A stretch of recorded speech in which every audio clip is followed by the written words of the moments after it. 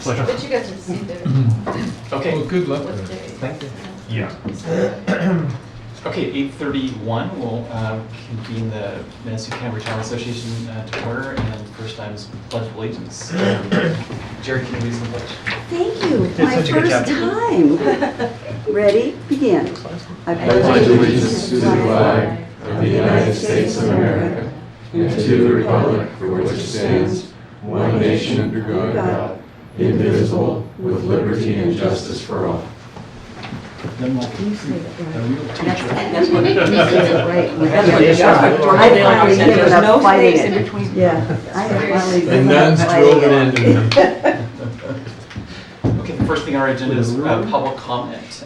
Do we have any members of the public who'd like to comment on non-agenda items? We're not seeing any. So then we'll go into discussion and possible action regarding the election of board retirement officers for 2018-19 and appointment of the audit and budget committee.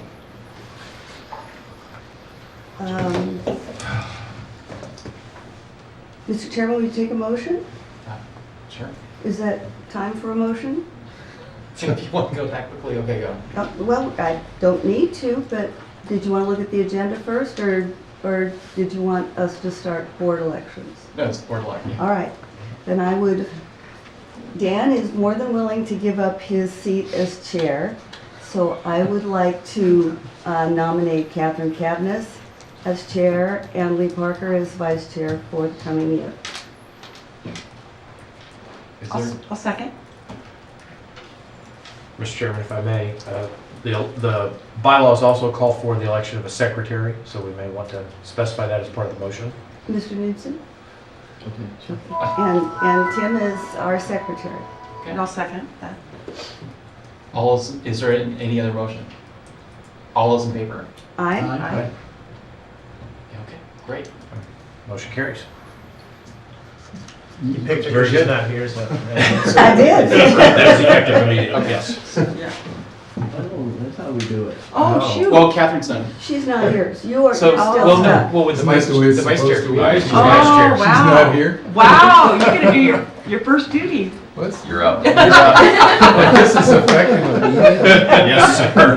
This is the kind of house of cards, Chair, yeah. right? Kind of like house of cards here. Recently. All right. They did this to me on teacher credentialing, and I was just floored. We'll be fine. Well, thank you. Mr. Vice Chairman. Does anybody have a printed copy Yeah, of here's- this agenda? That's helpful. It's easier to look at than on the phone. So I take it the next item. Well, there's business- appointments to the Audit and Budget Committee, Oh, but we can okay. defer that if you prefer, Mr. Chairman. Do we have, And there will need to be changes made to that. yes, Because let's we have, defer that for now. very good. So I believe the next item of business would be the minutes of the last meeting. Agenda item number 2, Mr. Chairman, is discussion of possible action regarding adoption of the 2019 board meeting calendar. All right. Will you entertain a motion, Mr. Chairman? Yes. I move that we adopt the 2019 meeting calendar as proposed. Second that. Okay. All in favor? Or Aye. any discussion? Any discussion? Any discussion? Hearing none, all in favor? Aye. Okay, moving along to the consent agenda. We have minutes of our November 7 meeting. Any comments or questions on those? Any motion, do those require a vote for approval? If there's no changes, we could be approved by unanimous consent. All right, do I have such? Very good. The November 2018 retirement report. All 3 of those are approved at once on Oh, the consent okay. agenda. Oh, So, all right. no objections to any, they're approved. We can move on to All right. item number 5. Okay. So we had our audit and budget committee meeting. Is there a report on that? There is a report, and we do have, so under this item, we have a report. The Audit and Budget Committee did meet and reviewed the draft audit, and we do have the audit manager prepared to video conference in and discuss the audit. Chair of the committee, is there anything you want to add to that, or do you want me to just connect with the auditor?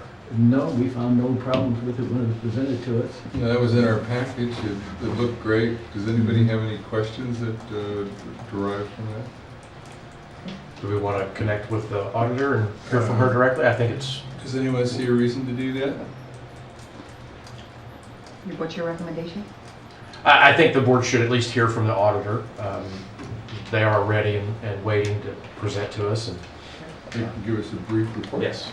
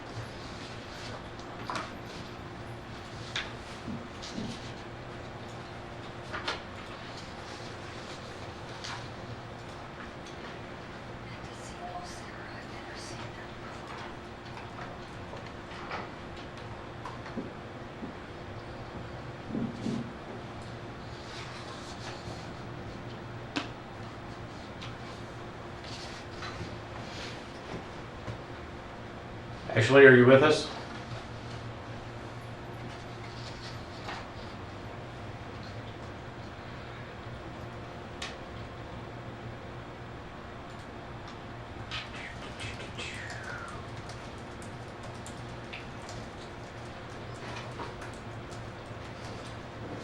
There she is.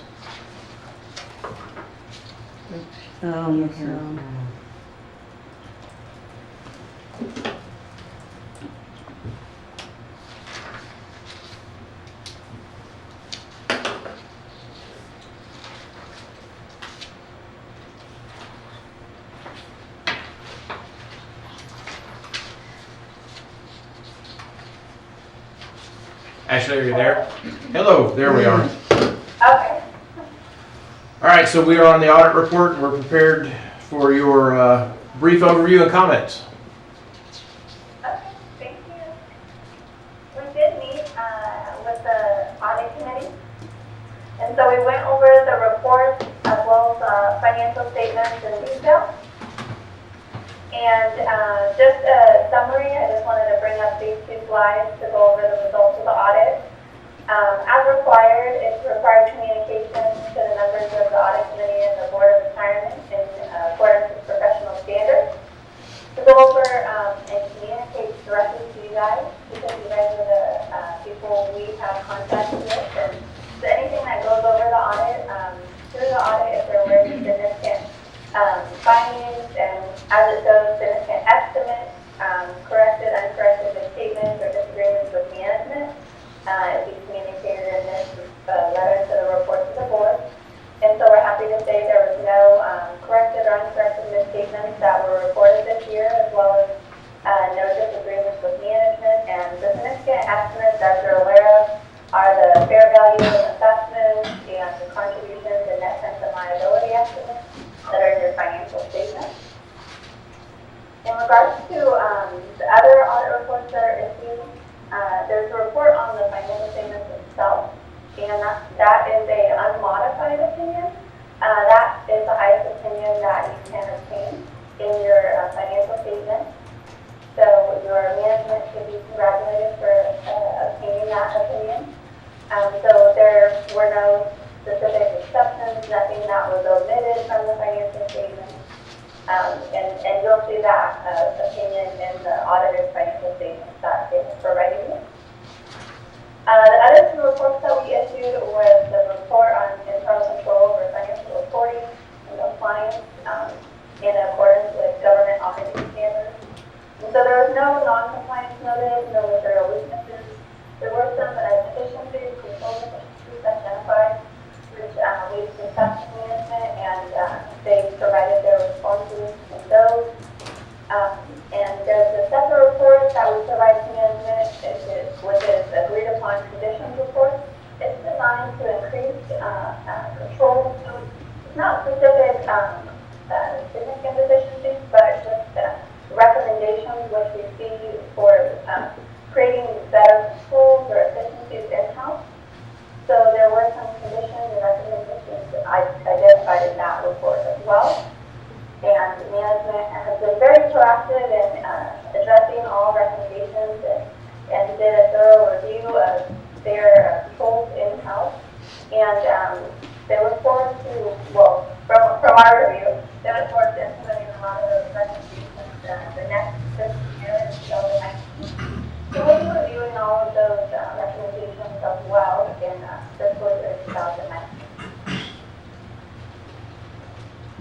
So, other than that, are there any specific questions you guys might have on the financial statements themselves that you wanted to highlight? Questions? No questions. I think we're good.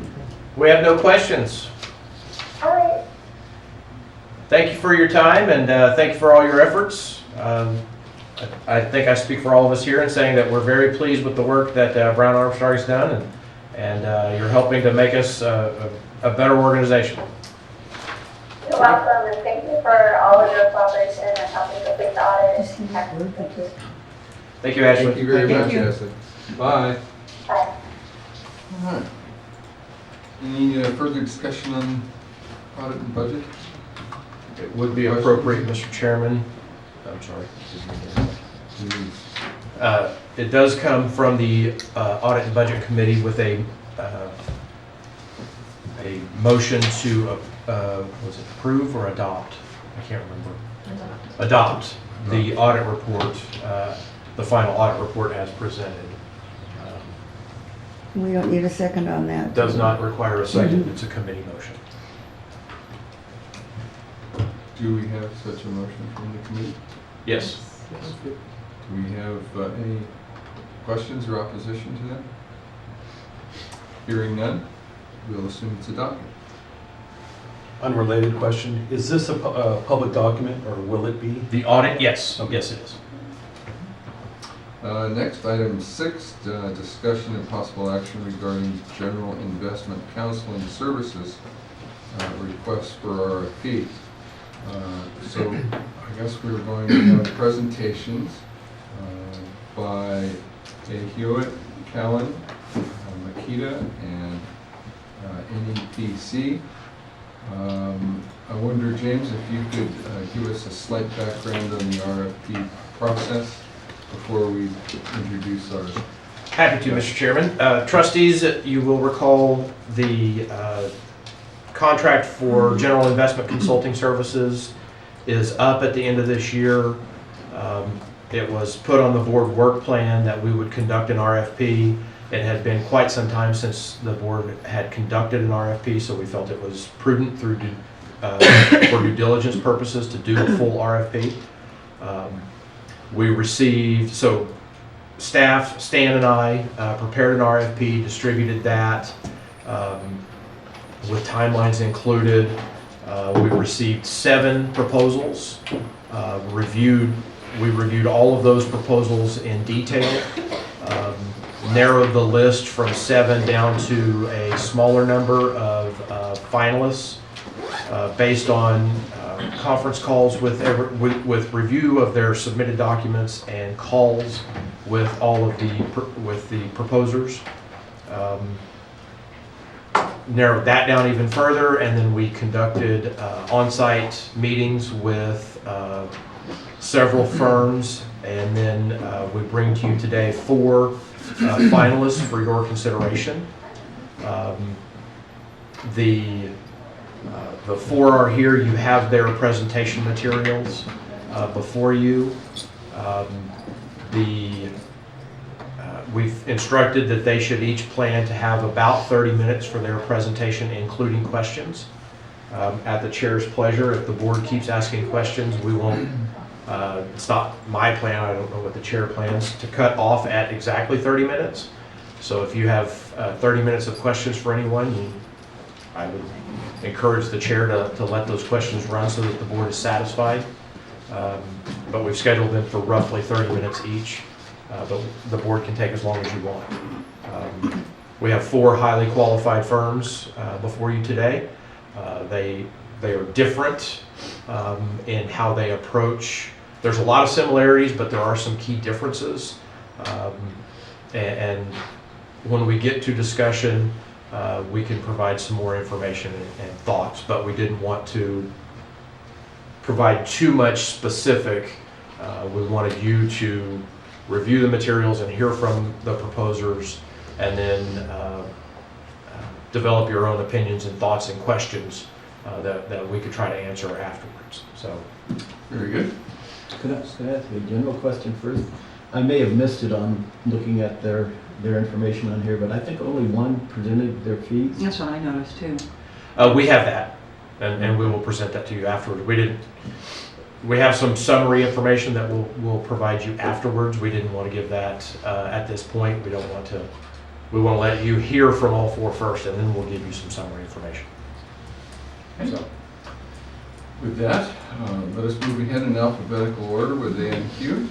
Please. If you guys want to pull those chairs up. Sure. Yeah. Nope. Well, Stay sit in the middle. Good morning, everybody. Thanks very much for having us. We are certainly excited about this opportunity. Some of you know that we work for the County of Sonoma for the last 18 years or so. So in the many years, we hear about Mendocino. So it's great to have the opportunity to be here before you with the opportunity to potentially work with you. So we're certainly excited about that. I saw Jeff, who is associated with Sonoma County as well, so he was talking about just a little while ago how much he loves it here.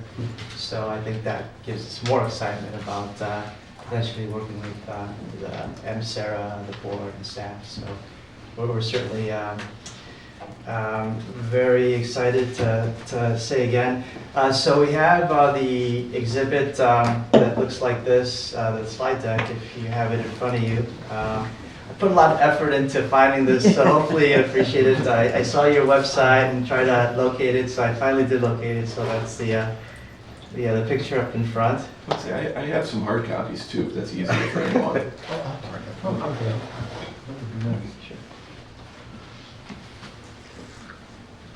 While Shane gets the hard copies, I thought maybe we could just do quick intros of who we are. And we noticed that some of the others may have bios in there, and we just thought we could just kind of talk through our backgrounds and where we see our differences.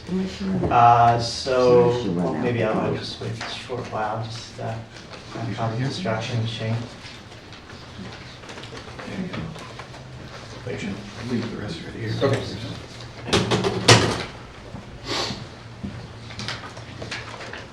So I am John Lee. I'm a partner in the Irvine, California office. I originated my career in Chicago, and about 6-7 years ago, the company moved me, I suppose I volunteered as well, to sunny Southern California, where I have been working since. I have been in the investment consulting industry for 25 years and another couple years in the investment industry. So I have been around for a while, maybe not as many grades, maybe I just have good genes, but I've been around for a while. In terms of my duties at the firm, we're part of, actually all of us are part of the public fund interest group. So it's a group of consultants that have a greater focus on public funds and then the dynamics and nuances associated with public funds. We're very experienced and familiar. My background within the 25 years at the firm is varied, so I would say we have different hats. I've been in research. I led the U.S. Equity Research Group for a few years, been in real estate research, custody research. So in addition to client consulting, one of our maybe characteristics is that we also have kind of actual research or the behind the scenes work done as a part of our experience. So we think that's an important part of who we are as client consultants to better our work for our clients. Other clients that I work with, just real quickly, is the state of Colorado. I'm the lead consultant there. Sonoma County, Shane and I both lead that relationship. Russ or Shane? Sure, I'll go. Okay. Russ Ivanjek. Been with Aon Hewitt Investment Consulting for 24 years, 27 years in business, senior partner with the firm. I chair our U.S. Investment Committee, which is the group that sets what we call the policy framework and how we work with clients. And so we have a diverse client base: corporate pension funds, defined contribution plans, public pension plans, endowments and foundations. I'm also part of our management team, and then work with a handful of clients. My client work's a little bit more limited than others, just given chair responsibilities and management responsibilities, but do work with several of our largest clients, including Louisiana Teachers, and then the Federal Thrift Savings Plan, which is the largest retirement system in the U.S. And I'd be part of the team as a strategist. And when you say, what is a strategist? So Shane and John are your day-to-day consultants, but what we like to do is for folks who can help the team as well as our clients evolve an investment program. So that's lots of education as you move forward. What makes sense for you to implement? If you're looking at private debt, how does it fit in your portfolio? Are you comfortable with it or not? So many times, just knowing if you're comfortable, understanding before you go into the actual modeling of a portfolio, and that hands-on experience in helping clients evolve programs is particularly helpful. Shane Schurter. I work with John on multiple assignments. One, as you mentioned, is Sonoma. I've been with Aon for over 15 years, primarily focused on the public fund space. John had mentioned a internal group we have, which is a public fund interest group. I'm a senior member of that. I currently spend most of my time doing client service. I have 7 clients, which is kind of on the lower end than our average consultant. And before primarily focusing on client service, I did research, topical research, manager research, so writing papers. Currency specialist in the Chicago office, inflation, equity structure were some of the areas that I did a lot of white paper work on. Before that, I was focused on manager research, which was global equity, non-US equity, emerging markets, things of that nature. So, but for the last, call it 7 years, primarily focused on serving clients, such as yourself. And I'll stop there. I would just quickly add that Shane doesn't mention it, but he also taught some in the local business school, global equity. So I was an adjunct professor at one point, yes, at a local college. Maybe I'll just direct you, I'll provide you a quick overview of who Aon Hewitt Investment Consulting is, and that's on slide 4 of our presentation. And then we'll get into the meat of it in terms of our capabilities and how we work with clients. So on slide 4, we provide an overview of Aon. So I know you're talking to other firms today, so we are not the boutique investment consulting firm. Aon is a large global professional services firm. Over 20, and there's over 30,000 employees globally, over $10 billion of revenue annually, and market capitalization, so we're a public traded company, north of $30 billion. So we are not a small firm in any way, shape, or form. So be straightforward with that. But how do we then focus our business? And so there's different units within Aon. So one is what we call risk, which helps clients manage their risk, whether it's property and casualty, cyber risk, health and benefits, help design programs with our clients there. We have a what we call reinsurance group. This is helping insurance companies buy insurance for their portfolios. And then we are part of what's called retirement. And retirement includes actuarial, investment consulting, and then talent. And so that's really more the human capital side of our business. Aon Hewitt Investment Consulting itself in the U.S., we have over 360 colleagues in the U.S., work with 475 clients, have over $2 trillion in assets under advisement. Globally, those numbers almost about double with our colleagues in the UK and Europe. Now, what the advantage of being part of a large organization is that as we go through our presentation, you will see some of the figures we have in terms of people dedicated to research or dedicated operational due diligence are far greater than firms that are boutique. We had worked at a boutique firm. We know it is like to wear many hats. It helps to specialize when you want to focus on specific solutions for clients. The one thing that I will point out, and it was in the press recently, is there was a note about an SEC investigation into Ann Hewitt Investment Consulting. Let me go through the order. So the SEC does a routine audit of all registered investment advisors, which we are one. They started in 2016. They concluded in December of 2017. At the end of the examination, they said there are 2 additional things we want to further investigate and do some fact finding on. Those 2 things were our marketing practices and then the custody fees that are charged on our funds that are part of our discretionary OCIO business. We're working cooperatively with the SEC on those 2 issues, but let me be direct on what they call the marketing practices. There is one specific thing that they're looking at, and that is called the assets under advisement and how we calculate that. So we include retainer clients and project clients in that. So in no way, shape, or form has that how we calculate our assets under advisement impacted client performance or the fees we generate. The other part is on custodial fees. So we have funds that our corporate defined benefit clients use to aggregate assets to garner economies of scale in managing their pension plans. It's the fees that we hire an outside trustee bank to manage, to hold the assets. It's the fees related to that. So, we're hopeful that things will conclude fairly on our part going forward. We don't expect any material findings from that. We have not modified any of our filings, whether it's our ADV form or other SEC filings. This became public just through our answering questions in RFPs. But have not had to modify any regulatory filings, and advice of both internal and external counsel have not had to change any of those filings, and even the SEC is notified of that. So let me pause there and see if there's any questions on that, because it is not inhibiting our business in any way, shape, or form in how we serve our clients. All right, thank you. Okay. Counselor, over to you. Okay, so on page 5, what we try to do is capture our profile in terms of our consulting work for you. And we recognize that, as James mentioned, you have brought together a strong group of candidates with strong capabilities. And we obviously feel that we're among them, and we have throughout the various components of what it is to be an investment consultant, great capabilities and deep capabilities. So we try to capture on this page, on page 5, is where we distinguish ourselves and where we believe are areas that we're actually distinguishing, and then that playing into value added and benefit to MSERA, the board and staff.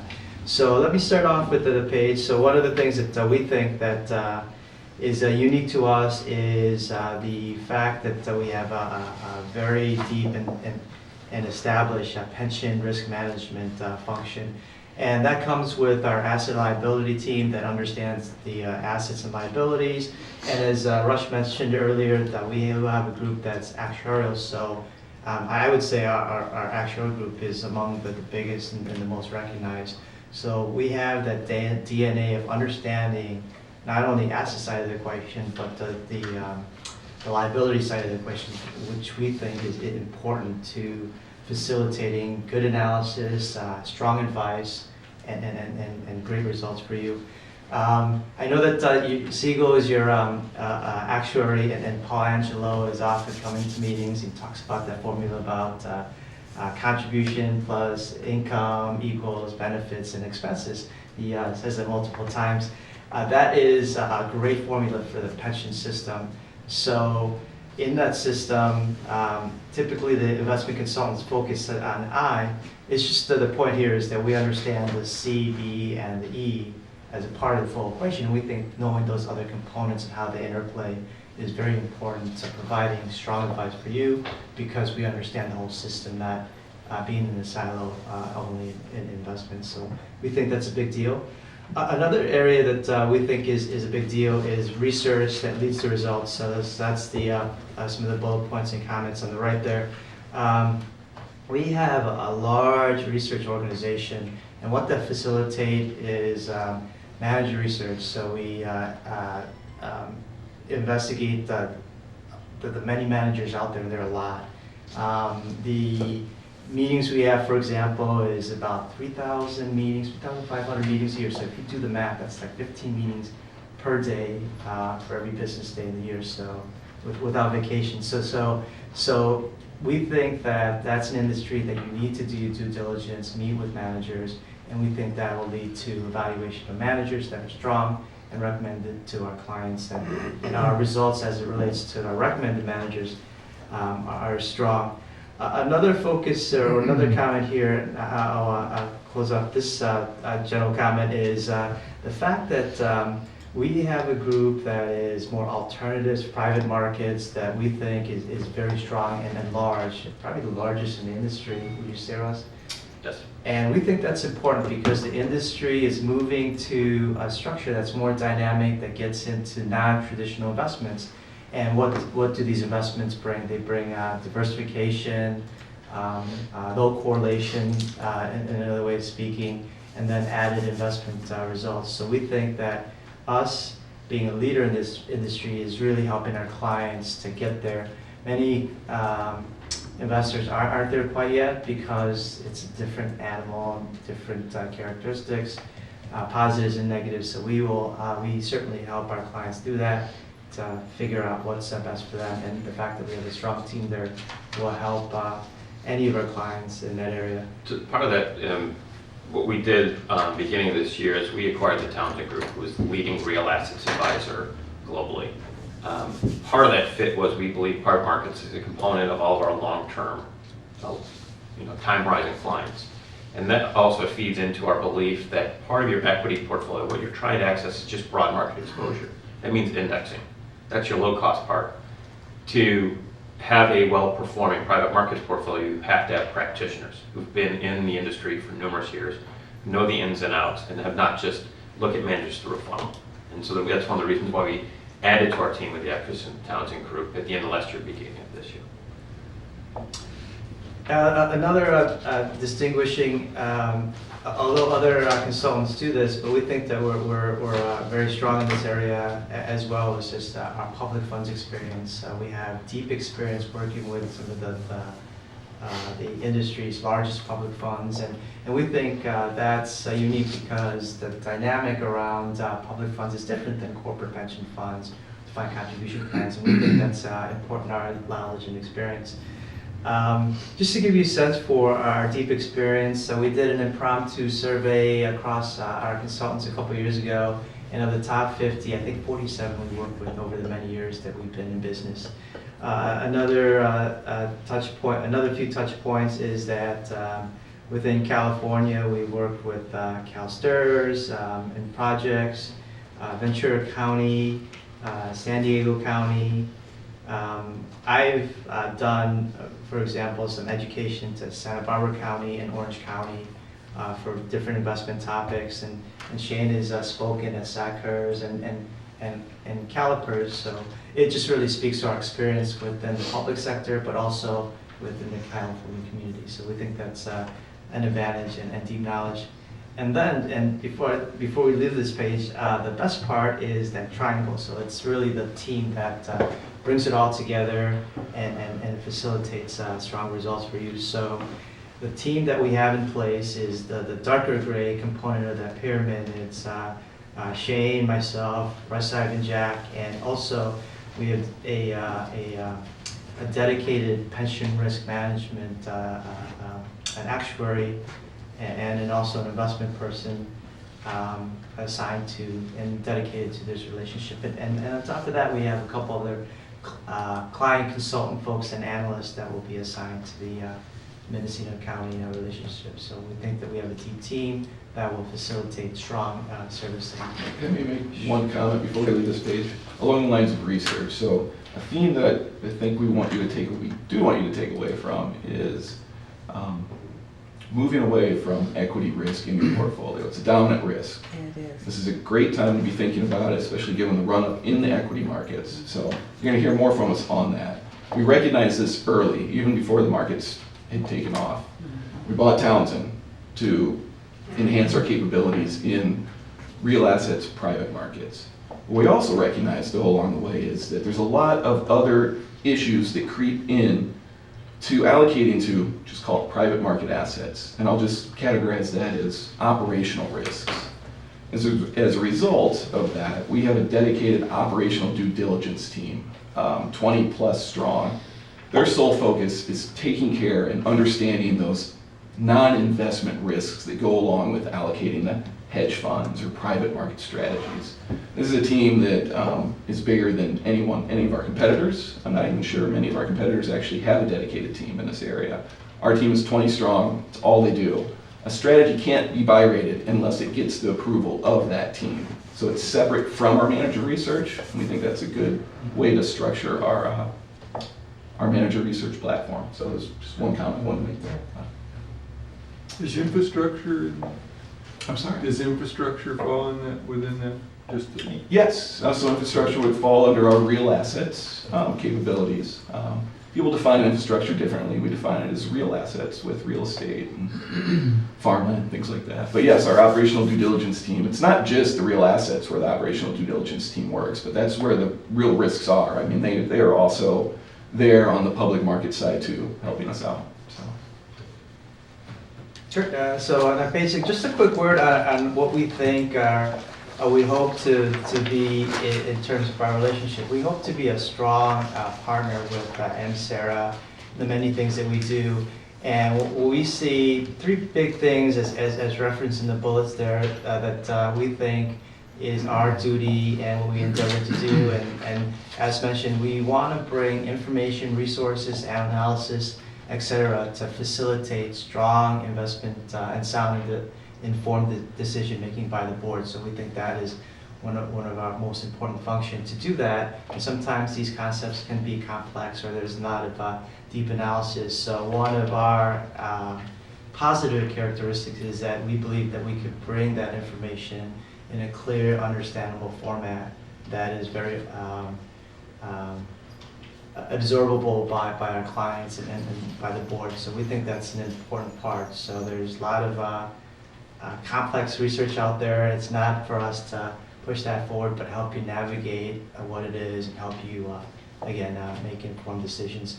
And lastly, and importantly, we, at the end of the day, want to provide you your results that you require and have you achieve your objectives as an overseer of the program and manager of the retirement program here, but just generating strong positive results. A couple examples that are written on the bottom of page 6 is some of the things that we share in terms of communication, information, etc. This is just a sampling of what we could do for you, and we think that it's an important part.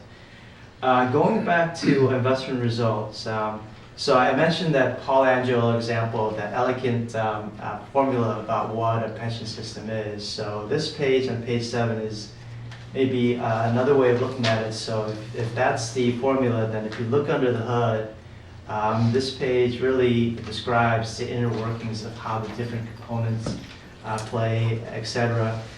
In the spirit of time, I'm not going to go through but perhaps to highlight a few things. So obviously your funded status is 71%, as you know, and more recently it's increased to 72%. And then there's the 7% assumed rate of return that you have. One thing that I would highlight is that on the asset side, which is represented in the right table there, your asset allocation and the different combination of assets you have, when we ran our capital markets assumptions and the expected return on those assets, that number came out to be 6.5. So that's the middle, the bottom left table there, the expected rate of return on the asset columns. So we think that's fine and consistent with what's available in the marketplace. And then if you are able to navigate through all these numbers, you know that it works within the system and it's just fine. What we are proposing, and then I'll pass it over to Shane, is that we have some ideas about taking that number. If you choose to lower the risk, we have some ideas about maintaining that 6.5, which is your current expected return, but lowering the return. But let's say that you want to increase the expected return. So we have a couple of possible scenarios where we take that 6.5 and with a combination of alternative asset mixes, can turn that into 7.2 or 7.7. Again, this is an early analysis, so that's part of the discussion, but maybe the general point is that it is possible to improve your risk-return circumstances, possibly increase your return expected over the long term. But also, if you don't want to do that and you think 6.5 is just fine, we could work with you to lower the expected risk inherent in the investment program. We think we have some good ideas there. Let me just point out a couple of key numbers here if you're going through this. So there's a liability hurdle rate of 12.5%. So that's what you need to earn to get to full funding and pay your benefits over the long term. So how do you meet that? Well, contributions. You can see your contributions equal 5.8% of that. And then expected return, given your current asset allocation, 6.5. And so below that shows a shortfall of 20 basis points. So that's what you need to do. You need to make the portfolio work harder if you want to hit that hurdle rate. And that's what we're going to talk about, ideas to potentially increase the return, but not substantially increase your risk, or potentially even lower your risk in the portfolio. And this is what matters when you're overseeing a pension system. Okay, so the next page is, let me just pass it over to Shane on some of the ideas that we have put together. Page 8, I'll speak to that in a minute, but just to stress our liability risk management capabilities, there's another theme I want you to take away from our conversation today. We've essentially done an asset liability study for you. And there's a lot of results in here, and we're not going to talk about everything, but the slide that John just talked about would be a summary slide like that, with limited to no input from you guys. If we were to do the full-on asset liability study and working with you, obviously there would be a feedback loop in terms of generating scenarios, discussing what the big ideas or kind of issues that you might have with certain asset classes. But so just remember that we show some scenarios. These are just examples of how we would put together a full asset liability study for you going forward. But maybe turning to page 8, these are, as the title slide says, initial thoughts and considerations. You're going to hear from a lot of people today, essentially 3 other firms. One of them is your incumbent. They're going to say probably a lot of the same things that we're going to say, things along the lines of more indexation, make the public markets portfolio less complex, so basically reducing the number of managers in your U.S. equity portfolio or non-U.S. equity portfolio. But I'd like to focus on the things that really differentiate us. I'm going back to that first theme I mentioned earlier. Diversify away from equity risk, dominant risk in almost every institutional investor's portfolio. As I said earlier, this is probably, and even the timing of it is good as well, but even if the timing wasn't good, from a strategic standpoint, we would still be saying this. So you've got two things going for you at this point in time in terms of reducing equity risk. That can be done on multiple of ways. We've got a lot of innovative research. We can dive deep into that if you want, but I'll just mention a few areas that we've been recommending to clients with success. Capturing the equity insurance risk premium that's out there in the marketplace. Multi-asset credit, so think of that as what your core plus bond managers are doing, that plus side, trying to create alpha from emergent sovereign debt, high yield, things of that nature. Real assets, as I mentioned earlier, so that could be restructuring your real estate portfolio, which is very beta-like. We'll talk about that here in a bit. But real assets also include infrastructure, which was brought up earlier, and then just other private markets like private debt, private credit.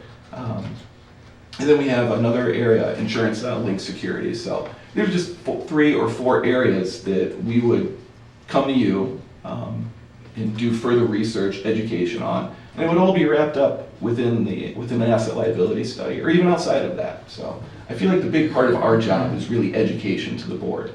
And to staff to some degree, if not 50, maybe more, for ways to enhance your portfolio. Just a couple other points on page 8 real quick. Take advantage of liquidity that you have in your portfolio. I'll talk a little bit later about that. It all goes into that theme of moving away from public market risk in the private markets, where we think the alpha potential and return potential is higher. And I mentioned restructuring the real estate portfolio. You have two managers, open-end core funds, essentially. And if all you want from real estate is basically beta exposure, that's great. But if we have ways via Townsend to potentially structure a portfolio that can give you a return that's in excess of what you would get from managers like this. There's nothing wrong with the two managers you have in place. Just recognize that it's beta, that they're gonna give you the return and not much more. I'll stop there and see if there's any questions or comments. I just have one real quick. Are there any limitations because of our size? Because we're small, are you gonna get into that? Well, I would say the main thing, because of your size, the one area, a direct private equity program would likely be problematic for you all to implement. Because if you build our private equity program, it takes 5 to 7 years. If you had a 10% allocation, do quick math, that's $45 million. You're looking to allocate to 4 to 5 managers a year. That's $5 to $7 million increments. That gets hard. Frankly, it's the effort, the back office effort that goes into managing the portfolio and the additional cost related to that. That would be inhibiting. You could look at private equity fund of funds, but the track record there for private equity fund of fund managers is equity market-like. So you're like, why do we do all this complexity when we earn a stock market-like return? So that's something we'd walk through. That's probably the one area where I would say it's limiting. Otherwise, you should not be limited. Not seeing any more questions, maybe turning to page 9. I'm sorry. We're approaching, we're right at our half hour, so Okay. give you a little more time, just give you awareness of the time. Go right to page 11. So page 11, maybe I'll just, here's the scenarios that I mentioned earlier that would be seen in a full-blown asset liability study. Again, here, this is just us looking at your portfolio, reading your minutes, your agendas, understanding how your portfolio has evolved to come up with some scenarios here. The scenarios essentially look at what John had mentioned earlier, scenarios that reduce risk while keeping the same expected return, or enhancing return, keeping the same risk level, things of that nature. And then the last two scenarios really looking at adding more illiquid investments. I think the point to get out of this page on 11 is that we think we can build a portfolio that is going to be more efficient. And depending on what your needs and goals are, whether that's reducing risk or adding return or both, here are some scenarios. Yeah, I think if you look at the far right-hand scenario, not looking at individual allocations, higher return, similar level of risk. I mean, that can be achieved, or somewhere in between. So a more efficient portfolio, it meets your long-term objectives. The key, though, is walking through what it takes to implement a portfolio like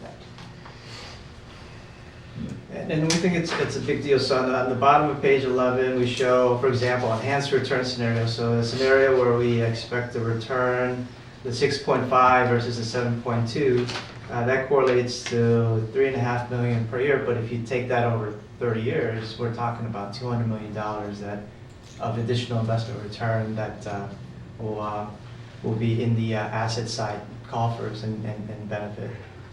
So is this scenario net of fees? It is net of fees. So it's absent fees, it's the market return. So yes. And then, as we mentioned earlier, if you choose not to enhance return, so I think that using a car analogy again, you could add horsepower by increasing the expected return, or be more efficient, higher miles per gallon. Bad analogy maybe, but you could reduce the risk component and keep the target return the same. So there are various ways that we could adjust, and perhaps a bigger message is that we could work with you to figure out what's right in different combination of assets, and perhaps the fact that you can and that there are things that are available is certainly positive and something to look forward to. So we'll stop there and see what questions you all have for us.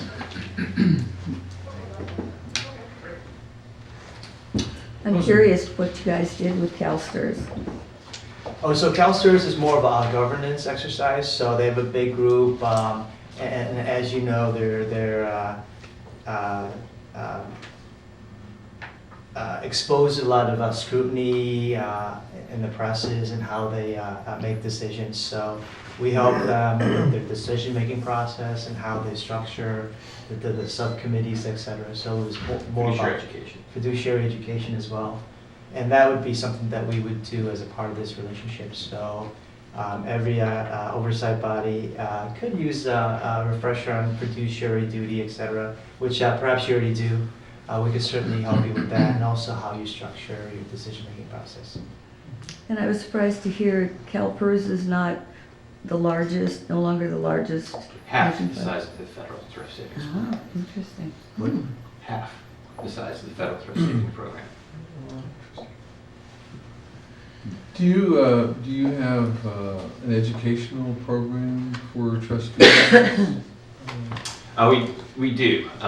One of the things we talk about fiduciary education, we see that our job as part of our ongoing meetings to come to you and whether present white papers, fiduciary training, whatever topic you want to talk about, so more intimate. We also have a client conference and webinars for clients to make sure they're fully aware of what we're doing, but also the newest investment strategies that come forth.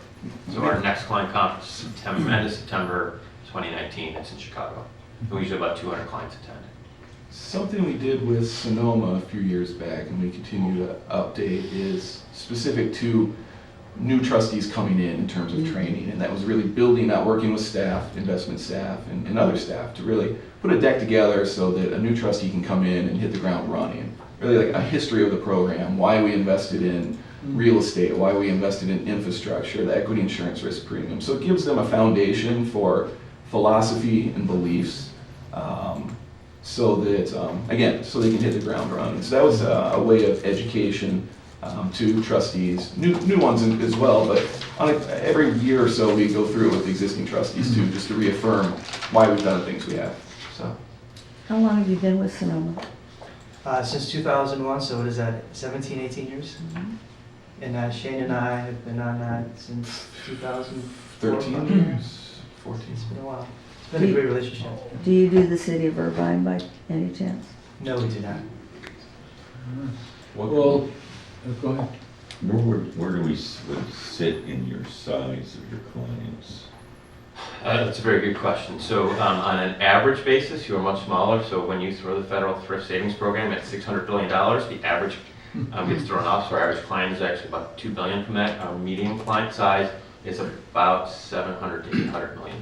So a little bit below the median. Well, if you're rated 1 through whatever, are we the bottom of the pile or the top of the pile? That's actually pretty much right in the middle in terms of client size. So it is some of the large public funds that skew our numbers. So state of Colorado, state of Florida, Texas, federal thrift skew us way up on the averages. And when you go through name by name, roughly about the median comes out about 700, 800 million. So you're pretty much right within that range.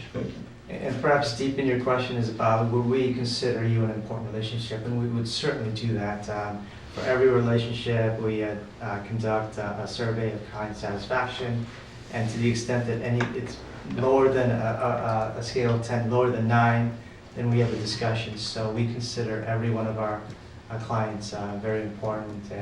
And then in terms of rendering advice, we don't give somebody early advice versus others. So we spread our advice. And that's a part of a CFA ethics sort of thing that is required in the industry. And obviously, to not do so is a lack of trust, and that's not a good thing.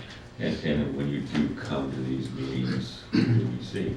A great question. So you will always see Shane and myself unless there's something very that causes us to not, but always Shane and myself to every meeting. We are committed to do so.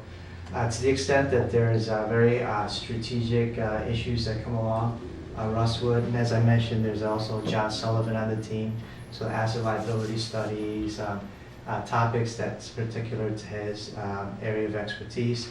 And then beyond that, we have research area specialists of various sorts. To the extent it's warranted, we would certainly bring them along as well. Okay. Well, Two questions. John, Russ, oh, Okay, just two quick ones. Did you, either one of the three of you happen to catch 60 Minutes and Leon, it's Leon Musk? The- Elon. Eli Musk.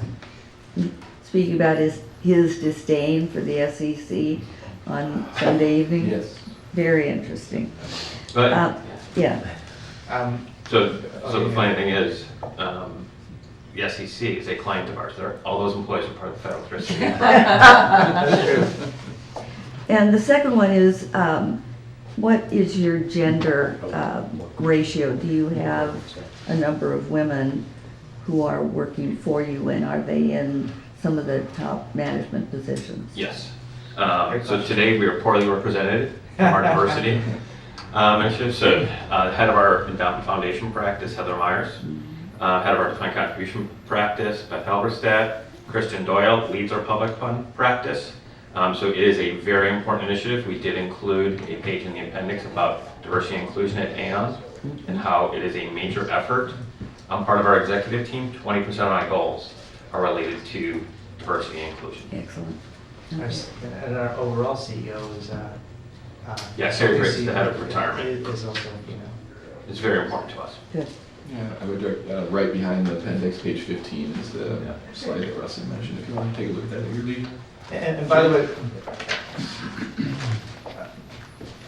I was gonna say that we very much respect the SEC and what they do. We think that that's maybe our difference between them. I'm sorry to keep on running. Fascinating.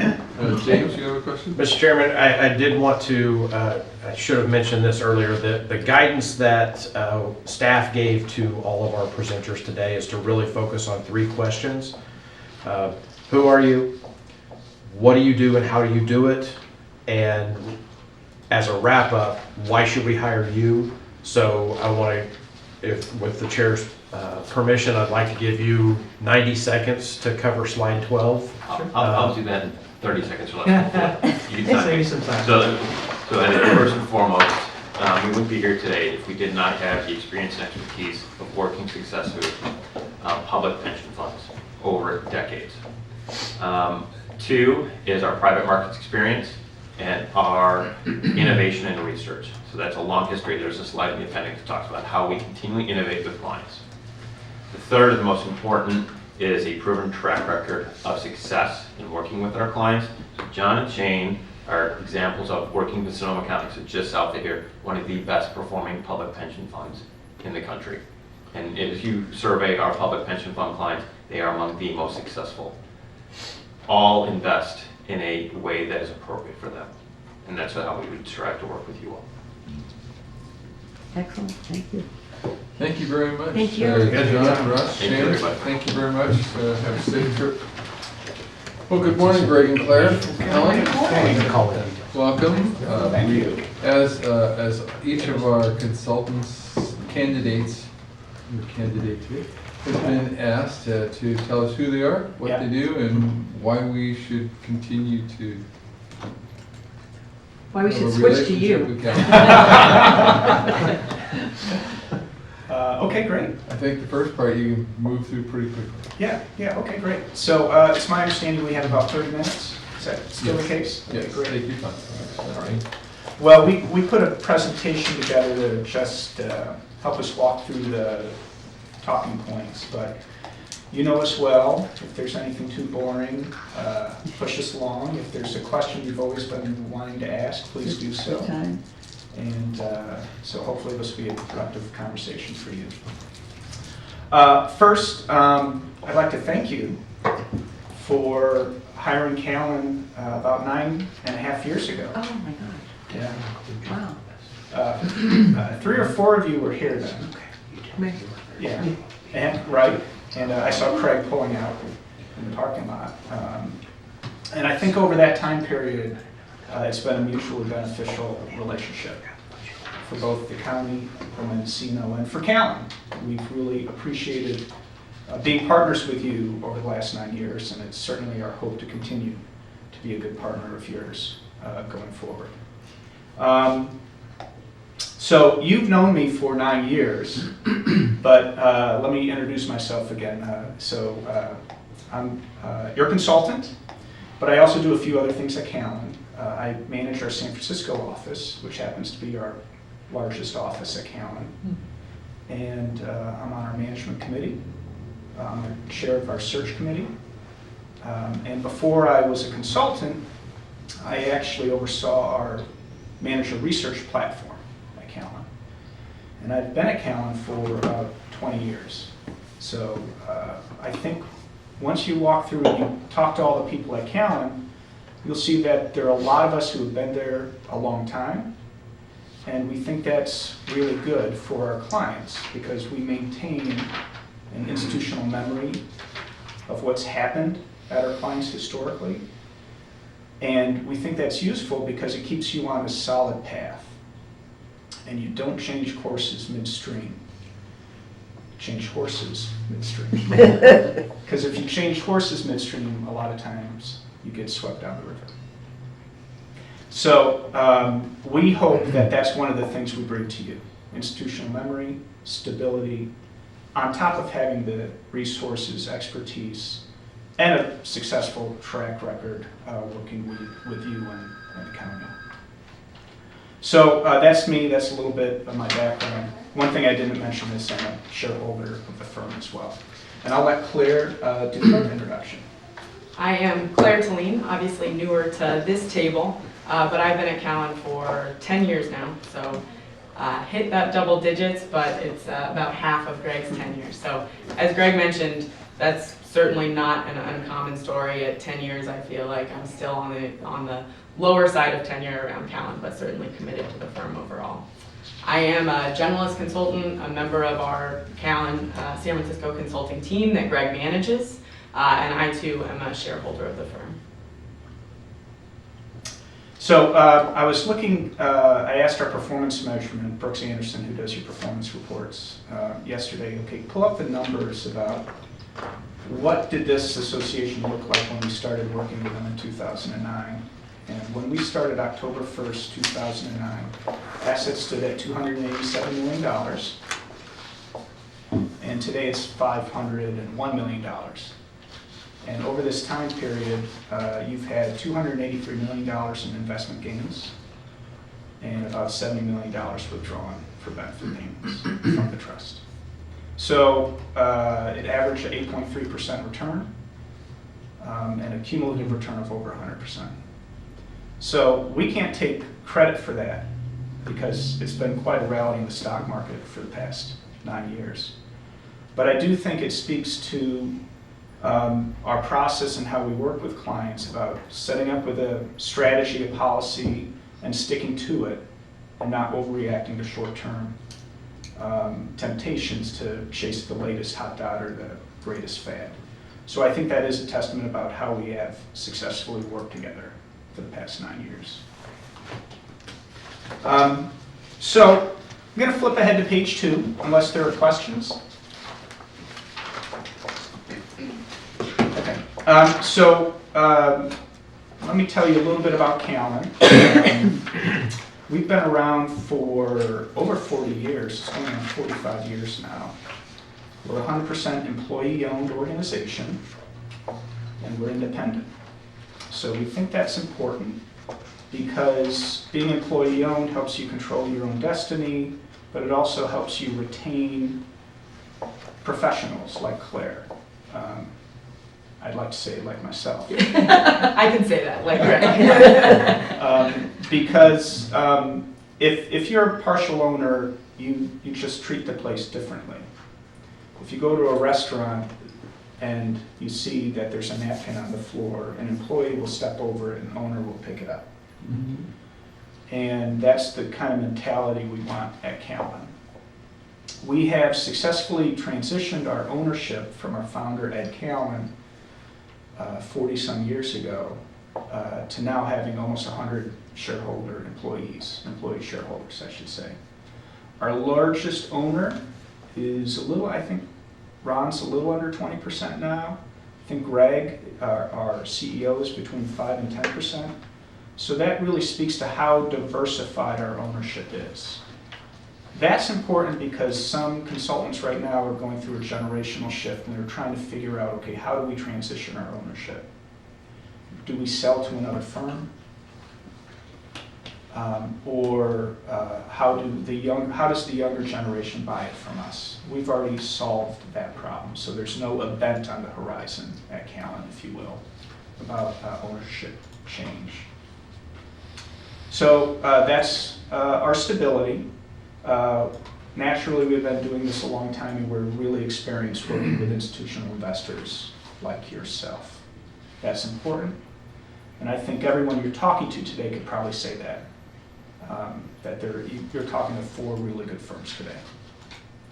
And the final thing is we're fully resourced. So we have our 180 employees. There are people like Claire and I who know a little bit about a lot, but we also have the experts who know everything about a little bit. And that's really important because the investing world is getting more and more complicated, so you really need dedicated experts who just focus on their one area of expertise to bring them to bear to help you make good long-term strategic decisions for the beneficiaries of this association. So flipping ahead to page 3.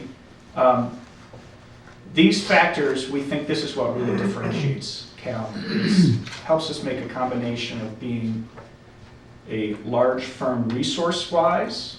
We've got a lot of experience. We've got 400 clients, 2.2 trillion in assets under advisement. So we've got scale, experience, depth of resources. But being employee-owned, 100 employees, you also feel like you're dealing with a smaller firm. So I've been coming up here for 9 years. I've got other responsibilities at Callan, but I'm sorry, you always see me, right? That's the hallmark of a smaller firm where you have individual people dedicated to helping our clients. And over the 9 years, I think I've missed 1 meeting, and I called in from Phoenix once. And Jerry, you told me that you liked me being here in person better that day. I remember that comment. But that's the hallmark of working with a smaller firm, is you have people really dedicated and managing relationships over a long time. On page 4, we spoke about our experience at Callan.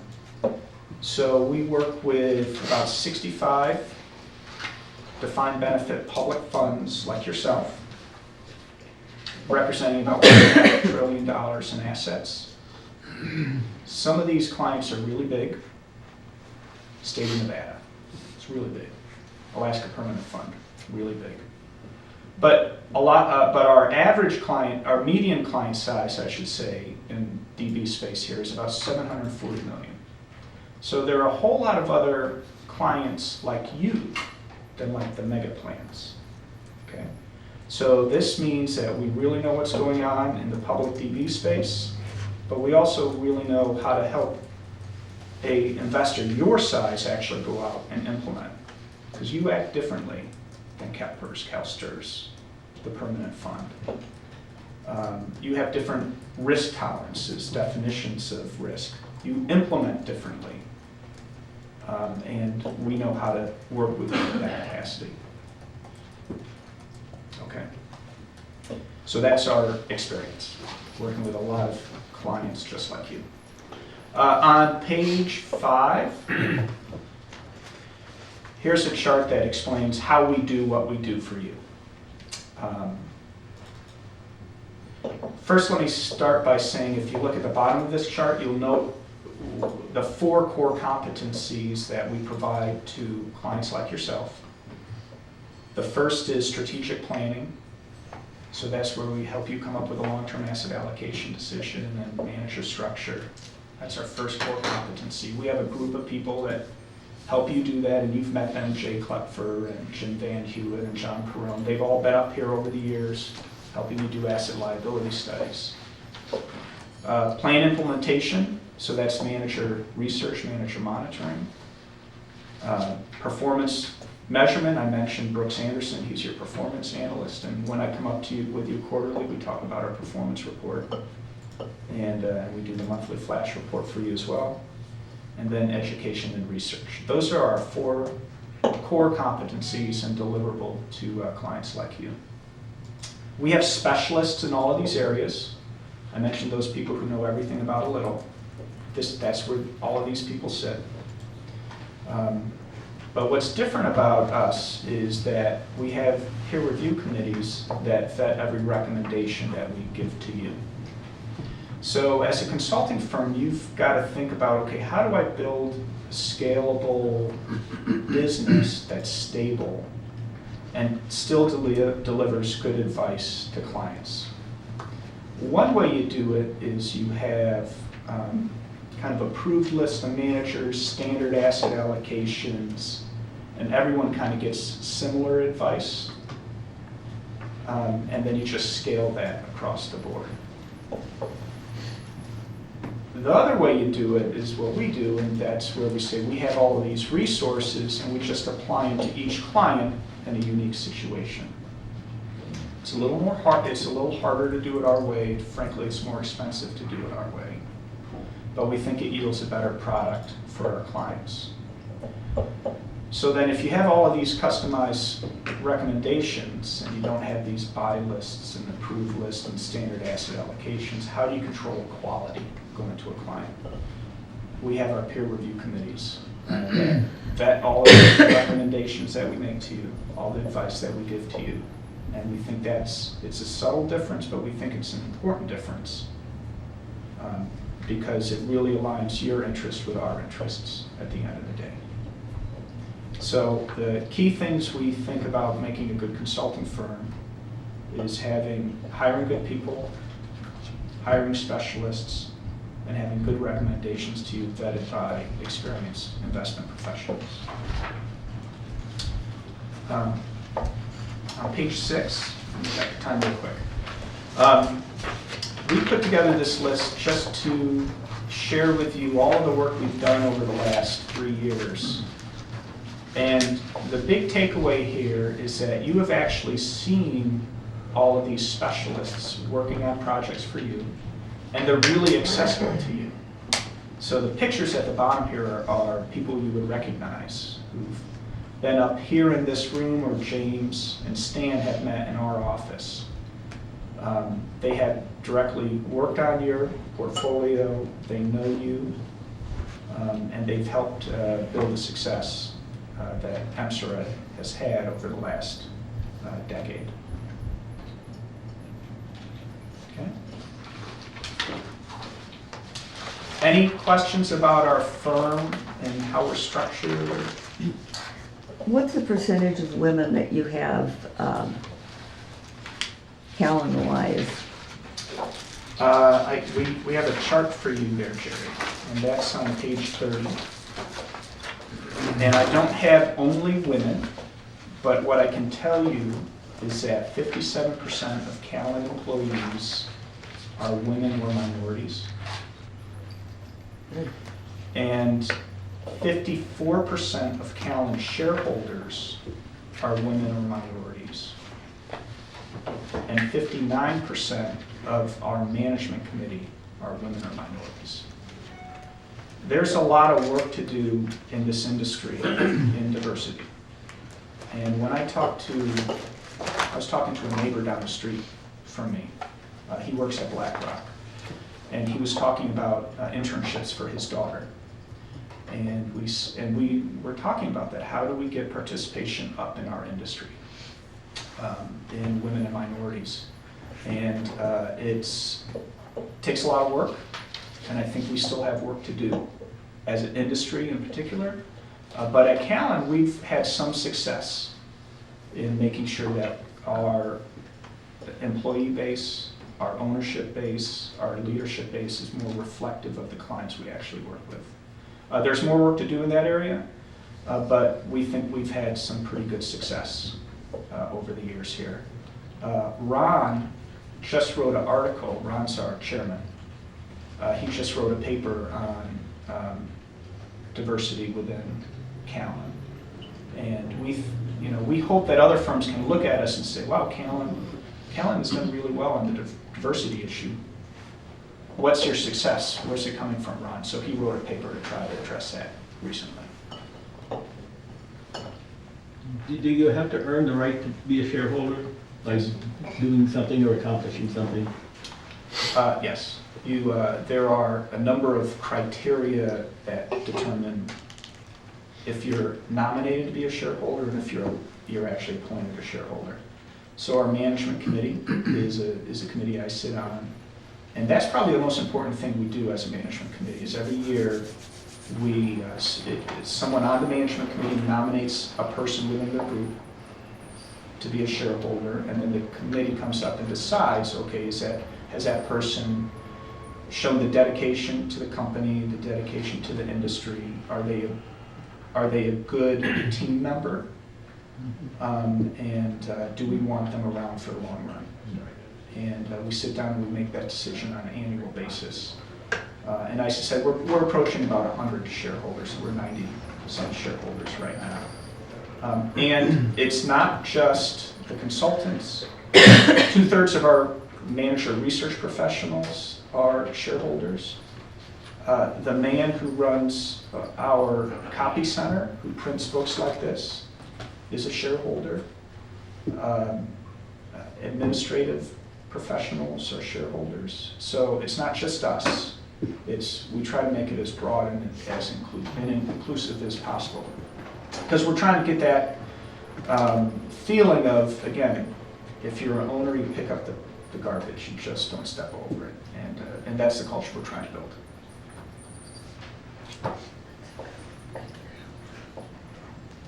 Why should we extend your contract? Well, hopefully you feel like we've had a good partnership over the years. I think we've had a lot of success working together. And there's a bit of institutional memory that you gain by retaining Callan. We can share perspectives about the decisions the board has made historically and the rationale. And I think we know each other really well and we know how to work together well. I think those are the real key difference that you'll have with Callan versus other firms that are coming in here today. So this is a question I can only ask of you guys. It's maybe a little off, but so we've got 3 other companies looking to take your seat. Sure. What, in your view, are they targeting about your historical performance? Good one. So from a pure performance standpoint, that's on page 24. And your performance is pretty darn good. So if they're targeting historic performance, if I were them, I wouldn't make that argument. What they do target, and what I think we need to work on, is what do we do next? Yeah. Like, this has worked really well for the last 9 years. Yeah. What do we do next? And so it's something that we've spent a lot of time talking about, is that your investment program is very public equity market centric. If the stock market does well, you do well. If the stock market goes down 30%, you don't do well. Yeah. So we've shown you charts like this over the years on page 25 and 26, that when the stock market goes down, you're bottom decile; when it goes up, you're top decile. That's worked for you, and it will work in the long run, but can you survive the downdrafts? So going forward, what we need to talk about and work on, we actually have that on page 15, is what do we do going forward? And so the first thing I think we should do is document an investment philosophy that permeates the association. What do we believe? We believe you're a 30-year investment horizon and we can stomach volatility. We believe equity bonds in the long run. We believe risk premiums exist in small cap emerging markets. We believe diversification is great, but you also need an expected rate of return that meets your objectives over the long run. And we believe in process, we believe in documentation, and we don't believe in being tactical at the board level. You don't want me coming in here quarterly and telling you change this, change that. You don't want that type of advice, right? Because half the time you're wrong, and when you're wrong, you're very wrong. So you lose more than you make in the long run. That's what we believe. So I think we go through and we do that first. The second thing we do is conduct an asset liability study that incorporates our beliefs. And we model over the long run how much downdraft can we take and what is our long-term expected rate of return. When we're doing this study, we look at things like liquidity analysis, your net negative cash flow, we know that. But it's not pronounced, it's not profound. We look at diversification. I think there are opportunities to diversify the portfolio even more, and we've been talking about that with infrastructure. We talked about private equity, but the board decided it's not a risk-return profile you like. We talked about max strategies. They seem too opaque for you. We talked about hedge funds, and you didn't like the lack of transparency in fees. So we've talked about a lot of those things over the years. But rejected. And that's fine, because we need to create something that works for you, for your definition of risk. And you know what, you've been right. So it's worked out for you. Okay. So we want to go through an asset liability study and look at all of these things. If there's an opportunity to simplify the portfolio, we'll do that. So the number one thing, if you look at your portfolio, you still have a lot of managers. We've gone through over the years and we've simplified it. We added passive, but we added it in large cap only because that's the most efficient part of the market, and it's about a third of your large cap portfolio. So we could continue to look to simplify the portfolio from a manager structure standpoint, and then expand diversification by looking at real assets. So we had Jake Klepfer come out here and met with you on the coast, and we talked about infrastructure. So that's something that we'd like to continue to talk to you about in the coming year. So after that, we do all that work, and then we'll codify all the things we found and decided in the policy statement, your governing document from your return that manages the way you manage the portfolio. Okay. Greg, one of these, and I don't remember which one, got a little late last night, Yeah. commented about our 7% assumption as being low. Yeah, I think I saw that where they pulled out the distribution of other plans and what they say their expected return on assets is. If you're low today, you won't be in a year. Everyone's moving that way. And it takes a little bit of courage, frankly, to lower your expected rate of return. And over the long run, it makes you a more conservative organization in achieving your success. We have spent a lot of time sitting around this table talking about what the right expected rate of return is, right? So to me, I think 7% makes a lot of sense for you and your actuary. I've always tried to not talk to actuaries' business. That's really their business. What sort of return can you make over 30 years? To me, 7% seems like an achievable, reasonable number. Even if our numbers over the next 5 to 10 years say 6.4. Yeah. Right. Thanks. Any other questions? James, do you have any questions? I don't want to go too deep into it, but you said if you're 7 now, you're low, but you won't be in the future. That sounds like a dream come true. Well, I think other plans are slowly ratcheting down their expected rate of return. So, Versus that peer group. yeah, that peer group, They'll go down, we won't go up. that's right. Exactly. To be clear, the other plans are reducing their expected return over time too. I was hoping it was the other way around. Expectations higher than that. You know, we update our capital market expectations annually. We're working on it now. A month ago, yields were considerably higher, and the number one reason expected returns are lower, yields are so low. Since November, our 10-year treasury is now back down to 2.8 or 9 or whatever it is today, but it was higher a little before, and that's going to be a big driver. Once yields go up, our return expectations will increase. Since you have 2 more minutes, I've got a question for you. Yeah. I noticed the 10-year T was like 286 yesterday, and it's been around 315. I was like stunned. Yeah. What's going on? What's going on? Well, I think the market's great debate now is what's happening with future growth. There's earnings growth for corporations is coming down, it's moderating. It's been very high, it's moderating going forward. People aren't calling for a recession next year, but we're not going to have 3.5% growth rates next year. Yeah.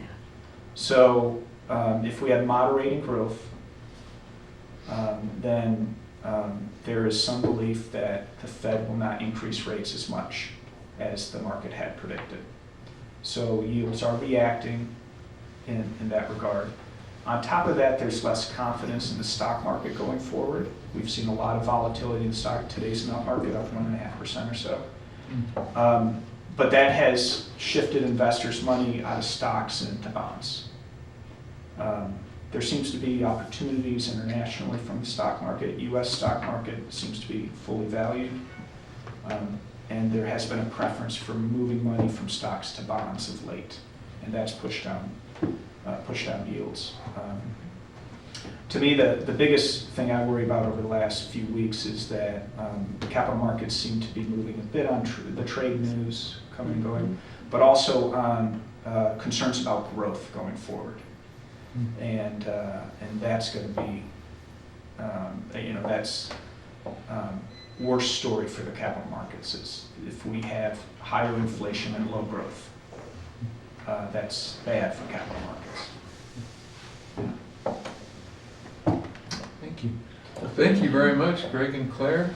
It's always a pleasure to see Well, we you. had all this opportunity for Claire to talk about other things, but we didn't. Another time. Another time, but You have something you'd like to add, Claire? You Yeah.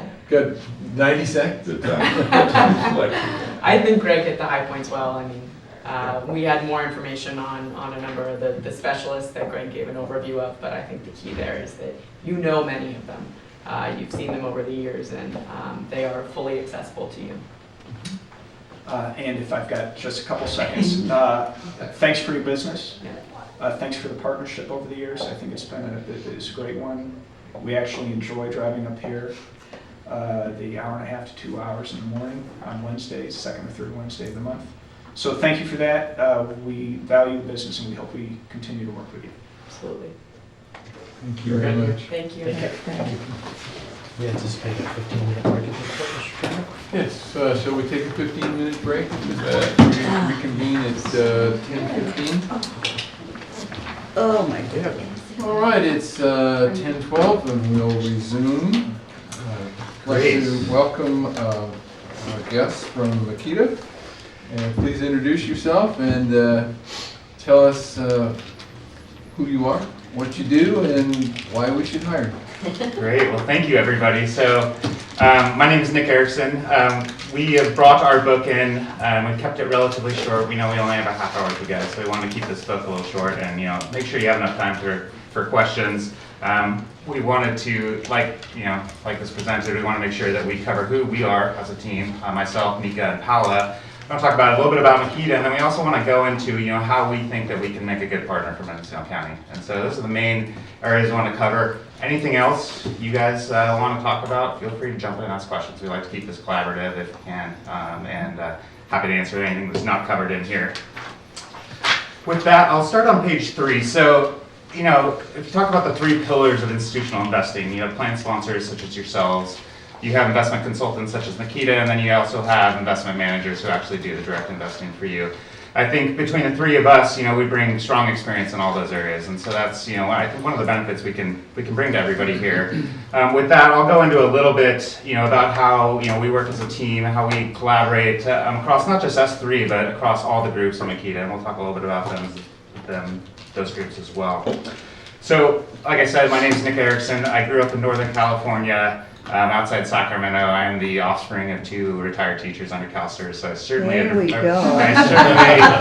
appreciate the stable income in retirement. I know it's benefited my family. You're welcome. Very well. I was there until I was about 18, went to college at University of California, San Diego, where I graduated, and then started my investing career there.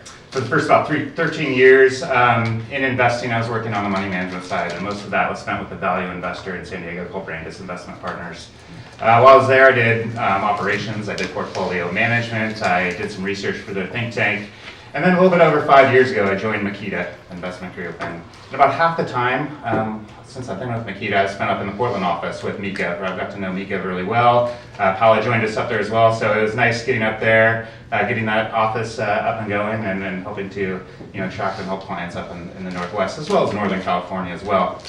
Since I've been with Makita, I have worked with a variety of clients, Taft-Hartley pensions, public pension plans, university endowments, 401ks as well. So, I think as we kind of talk about ourselves and talk about Makita, you'll see that kind of the breadth of experience that we bring to the table can really help. With that, I'll turn it over to Paula. Good morning, board members. Very excited to be here, so thank you very much for the opportunity. My name is Paula Nealon. I was born in New York and raised both in New York and Argentina, which was quite an experience. I went to college in New York at a small school called Colgate University, after which I spent about 5 years in DC doing business management consulting with most of my clients were federal government. Loved the client interfacing, did not like the type of work I was doing. So that sort of, I made the decision to go to an international school. So I got my MBA at Thunderbird in Arizona. And after that is when really my investment career kicked off. And I spent quite a number of years at Russell Investments doing, evaluating research strategies, specifically large cap value managers. And over time, I've done a variety of roles, both in research analyst and more of a portfolio construction and portfolio management role. I spent about 4 years at Oregon State Treasury working as an investment officer there with a specific focus in the public equity piece of their portfolio, their $70 billion piece. Started Makita in 2017 out of the Portland office. Most of my clients are public plans, working with Merced and others. And I'm excited to be here, so thank you. Nika Malone. I have been at Makita for a little over 15 years now. I started my career at Makita in our San Diego office, and after about 11 years moved up to Portland 4.5 years ago to open our office in the Pacific Northwest.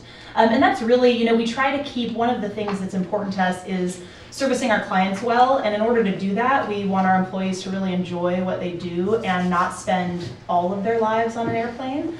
So we try to have offices that really can meet with clients in that kind of geographical area. So I don't spend a lot of time going to New York or Boston. We have offices in Boston, in Chicago, and Miami that can service clients in those areas. So I spend my time working entirely with public pensions, endowments, foundations, and Taft-Hartley pension plans. A few of the clients I work with today that might be relevant to meeting here with you are Merced, which is one of our newer, the other, and Sarah, the state of Wyoming's pension plan, and then I also lead the CalSTRS and City and County of San Francisco relationships for Makita. So really excited for the opportunity. I think that, as Nick mentioned, the experience we bring to the table and just our enthusiasm for working with new clients hopefully will come through in our presentation today.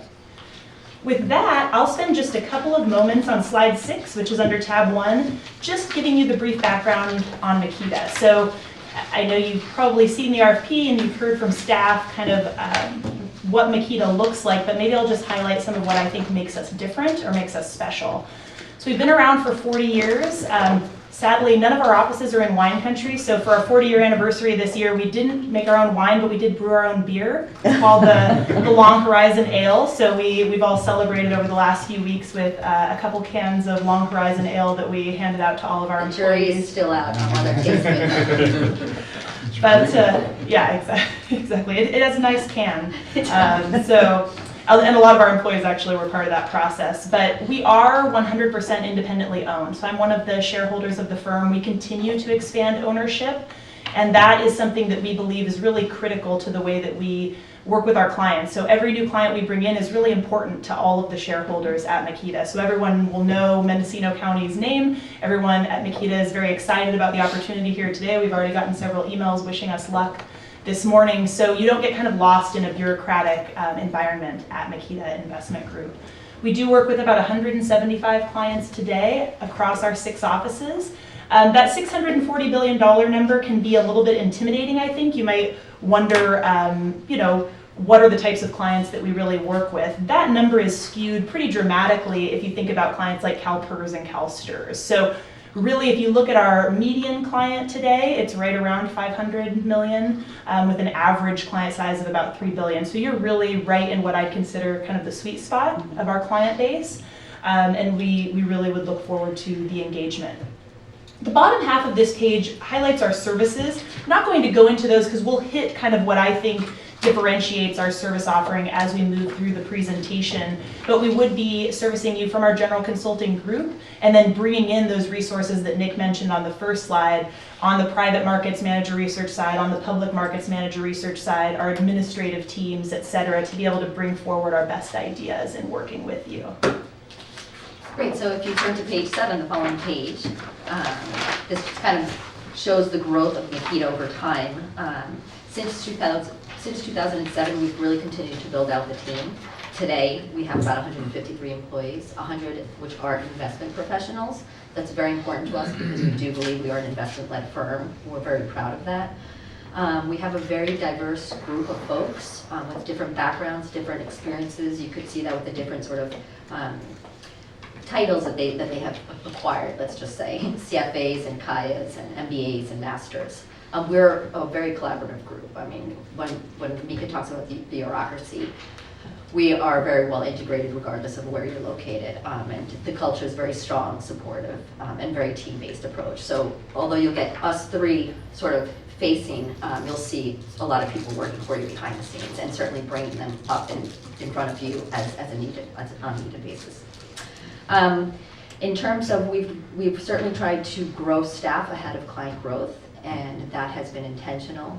We don't want to have a consultant taking on too many clients and not being able to service them the way that we believe they should. And you can see that in the client to consultant ratio. So while today we have about 150 employees, the client to consultant ratio has actually dipped down in the last 10 years. And that, we believe, has led to a high client retention rate, 99% over many periods. I'm going to stop now and pause to see if anyone has any questions. And if not, we could certainly proceed, and I'll turn it over to Mika for some more information. Seeing none, great. If you turn to slide 9, this gets into some of the services that I mentioned a few minutes ago. The first thing that we do, if we had the good fortune of being hired by Sarah, is what we call an initial fund review. This is our chance to get to know all the components of your portfolio, your investment manager roster, your investment policy statement, whether you work with transition managers, commission recapture providers, what is your custodian bank relationship. We go through, and over the first few months of our engagement, we spend a lot of time digging in with your staff on each of those underlying components. Then we come to you with kind of our analysis of that. We make it a very interactive process. What we want to do is make sure that we have a good understanding of your full fund and all of its relationships. Then we highlight for you some of what we think are the critical items to think about over the next 6 months, 1 year, and say beyond 1 year. That helps us as a group set the agenda for future board meetings. It helps us make sure that we're hitting the important items for you, and it also lets us prioritize those. So I think that this process is really important for us, but we find that clients really value getting a chance to just kind of hear a little bit about a lot of things at that kind of first or second meeting, and then choose which things we should really focus on for the next couple of years. one of the most important things we tend to do with clients within that process is both look at policy, and one item that I consider related to investment policy is investment beliefs. And so one of the things that we've done with our clients over the last several years is really tried to walk through kind of a formal investment beliefs process where we help highlight what's important to you as investors, what's important to your program going forward, how are you going to get to that 7%, and then how can we help you by providing education, providing good quality manager research, running through that asset allocation review. So the investment beliefs process, we really integrate into that initial fund review and early days of a relationship. Within your investment policy, I'll just preview by saying that we've had a chance to review it. It actually looks really, really good. So you make our lives easy when you have a really nice structure already in place. So that's probably something that when we're prioritizing items going forward, we don't feel like you need to spend too much time on. You updated it in 2017. It's in good shape. We would go through it and make sure that we are fully up to speed. But I don't see any immediate red flags that we need to cover with respect to that. Slide 10 touches on asset allocation. This is the most critical decision that you make as a board. I'm sure that you're aware of that. Therefore, it's also where we spend a lot of time and resources and energy in making sure that we're bringing you both the tools that have helped people design asset allocations successfully for the last 30 or 40 years, and also the tools that we believe will make the next 20 years, which I'd argue could be significantly more challenging than the last decade in terms of achieving that 7% assumed rate. And we want to do it in a way that doesn't put anyone to sleep and that provides you the information you need to make good decisions with kind of a robust academic background. So you see at the bottom of slide 10, these are some of the tools that we use. A lot of them will be familiar to you. Some of them may not be as familiar. Some of them may sound like investment jargon, which we try really hard to avoid. But sometimes we can't help ourselves. So a few areas that we've really enhanced over the last couple of years are things like high dimension optimization and big data simulations. All this really means is we're taking in more data than ever before. So instead of working through a scenario analysis with you and saying, okay, for MSARA's portfolio today, if we were to experience another 2008, we think your portfolio might be down 28%. That's the type of scenario analysis, and we do that still. That's what we call deterministic scenario analysis. It's saying, if this happens, here's a likely outcome. What big data allows us to do is more probabilistic modeling, right? So we can say, what are the chances that we see a 2008 type scenario? How can we modify? We know it'll never be exactly the same, so how can we modify inputs to create a lot of different scenarios that could be challenging for your portfolio? And then if we see those, what's the magnitude of the downturn to your portfolio and how long does it last? And so there are just a lot more layers that we can add on. We try to do those through pictures to make it a little bit easier to kind of take in that information and then bring you our best ideas in terms of how to solve for these various issues. One of the fun things with the asset allocation process is that you can say, what I'm really worried about is that, our relationship with China gets very strained and that creates, this trade war, and what would that look like for our portfolio? And the folks that we have, primarily Edmund Walsh in London and Frank Benham in Boston, actually will take your request and turn that into analysis and data for you. So it actually is a little bit more fun than it used to be. There are no questions on those three items. I'll let Nick take back over. I'll briefly touch on our public markets manager research team on page 11. So this group is guided by our Marketable Securities Investment Committee, and those are made up of 6 senior investment professionals, principals of the firm. They meet weekly. They get together to really poke holes in our research team's investment thesis about various managers. We want to make sure that we're bringing forth managers that fit right with each of our clients. We separate these by asset class. We do that for 2 reasons. The first is that we really like to compare products versus products, not necessarily managers versus managers. And so you have a lot of managers out there that are sort of boutiques of boutiques, have specialized teams around the country. We really think it's good to have our research team divided by asset class. And then secondly, that really helps us negotiate fees on behalf of our clients. By looking at sort of the whole peer group in any given asset class, it helps us to get a better perspective. And we've been really successful with that in the past few years. We've made nice fee reductions in some areas like bank loans, emerging market bonds, commodities, some passive investing as well. And so, we think that's, one of the benefits that we've been able to bring clients recently.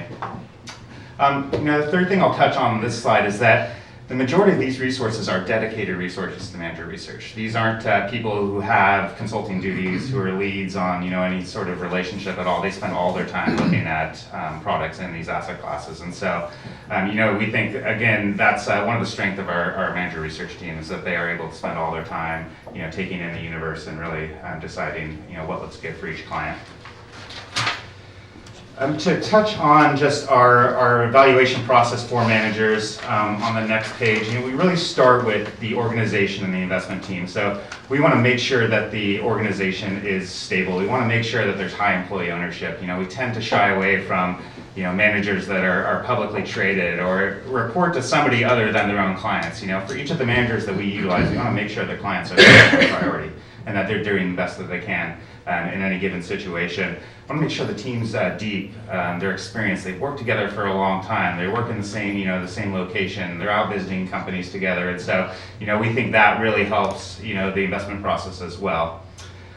Investment philosophy, we want to make sure that there's a set of beliefs with each manager and they're adhering to them, even when their investing styles is not working, in time. Capital markets change all the time, value investing hasn't been great lately.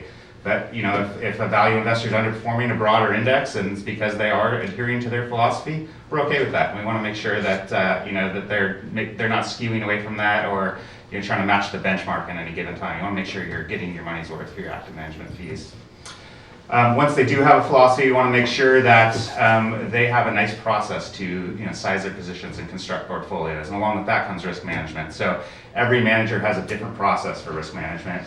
And we want to make sure that they do have a process and they are taking in the portfolio-wide risk and not just any individual stock or bond or whatever may be in the portfolio. And finally, we do look at performance. Performance is important, but we think if you have all these other things in place, performance should come out of that. If you have a deep team, if you have a lot of experience, that should really be the byproduct of all these other things we look at.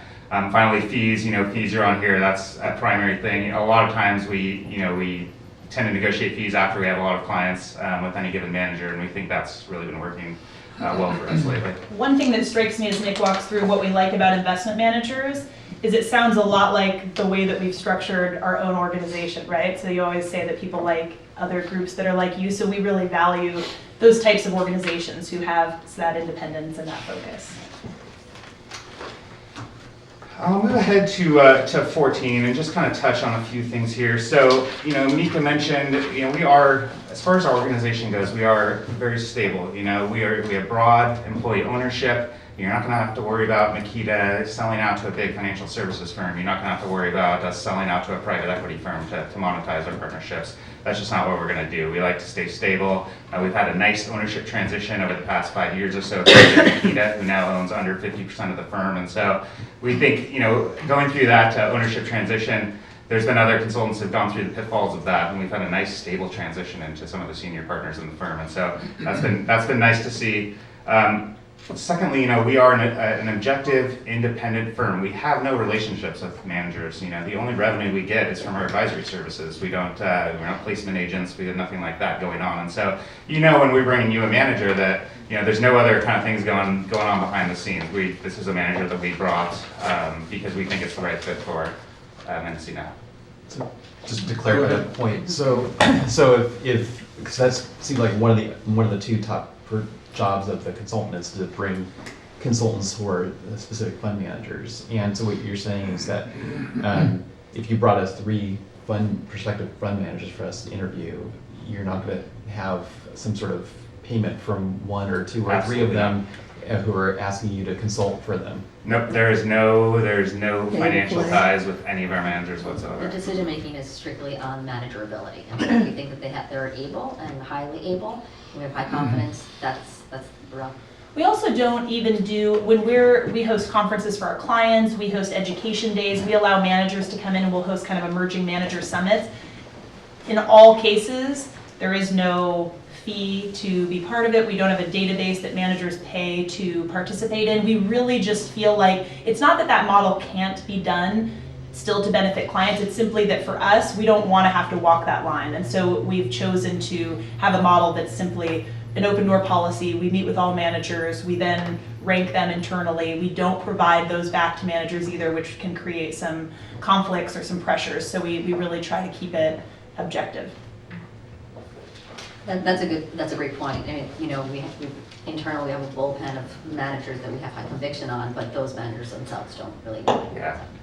It keeps it clean. And I'll add on to that too. You know, we have our manager research team finds funds that we love, that we think they're a great team, great history, great performance, but they're not a great fit for every client. So they might only be in 1 or 2 client portfolios. You know, it's because of based on their asset allocation or based on the risk profile of the board. You know, and so, you know, it's not, we're not offering sort of canned managers across all clients. We're making sure that every manager is the right fit for each portfolio.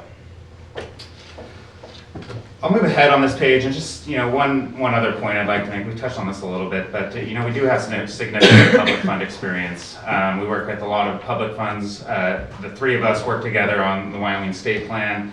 We do work on a few other 37 Act funds, including Merced, LA County, and Orange County as well. So we do have a representative client list at the end of the book. You're welcome to look at that. I'm not going to walk through it right now.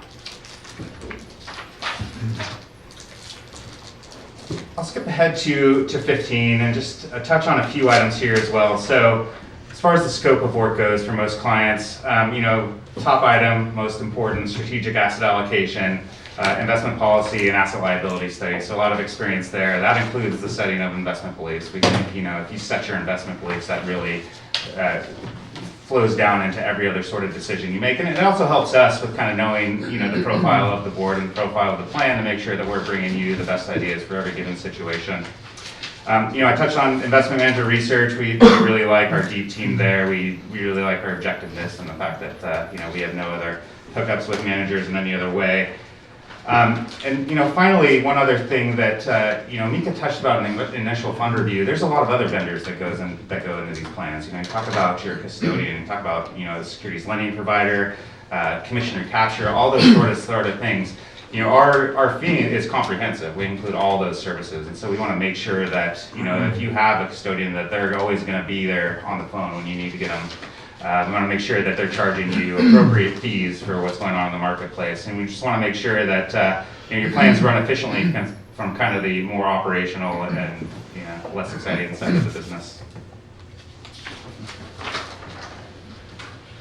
Great, so if you turn to the next page, how can Makita help Sarah build for the future? So we did have a chance to look at your portfolio and had some initial thoughts. Of course, if we were hired, we would engage a lot more, and this is where the asset allocation will play a big role in determining sort of risk and return and expectations 20 years out, and how that could potentially change on you know, on the margins, the current portfolio. So some initial observations that we've seen, we see limited credit exposure, so something that we might consider or recommend things like adding an emerging market manager, debt manager, or potentially bank loan or high yield, or sometimes we have managers that we recommend that we consider kind of opportunistic, where they sort of rotate between high yield and bank loans. The added benefit of that would be diversification upfront. Within the fixed income component, you have about 22% in just investment grade bonds. We think that there's an opportunity to further diversify. And in addition, adding a credit sensitive strategy would increase the return potential of that segment of the portfolio. So there's room for that. We also noticed limited passive management. And it's our view that paying less fees is a sure way to boost returns. So in areas where we think you can increase passive, we think it makes sense. Within fixed income, certainly we noticed that the investment grade piece is all active. There's an opportunity to maybe dial that down a bit. We also, within U.S. equities, believe there's room for some passive management as well, within equity in the global. Third, we've noticed, you know, maybe lowering the public equity exposure. Today, you've got about 70%. That's worked very well for the plan. Over the last 5 years, the numbers just speak for themselves. You know, looking forward, we've started to see October, November, a little bit more volatility. We're starting to hear from a lot of our clients, they're getting a little bit nervous. For their part, some of them have begun to trim their equity exposure. Some of them have begun to take a defensive position maybe even earlier than they had wanted to. But again, we can't predict the future. All we can do is kind of prepare for the future. And that's an area that possibly, you could reduce that, in particular within the U.S. equity, where there's a little bit more exposure or overweight relative to non-U.S. We talked about the use of active management within fixed income at 100%. There's room for opportunities to maybe lower that. And then in addition, we do believe areas of small cap within U.S. and within the international emerging market, those are two areas where we believe there is a return potential higher than other asset classes. And again, an opportunity to maybe increase that allocation. Lastly, we think that there might be room for dedicated TIPS allocation. And that, we see the rising rates that can kind of help cushion that a little bit. It would provide mitigate the duration risk inherent in the investment grade bonds. It would also mitigate credit exposure should we move into that area as well. Short-term TIPS is particularly good as it protects against inflation and really doesn't have much duration risk in general. And additionally, that it would be an area where you can sort of put that in the portfolio through a passive vehicle and not pay and incur a lot of fees. Yeah, and I'll just, I'll add on to that too. Let's say you were going to take 3% of your portfolio, pretty small, and put it in TIPS. Right now you do have some exposure to TIPS via your active managers, but let's say you took 3%, about $15 million. Right now that would be, you're paying probably around 30 basis points for your active management and fixed income.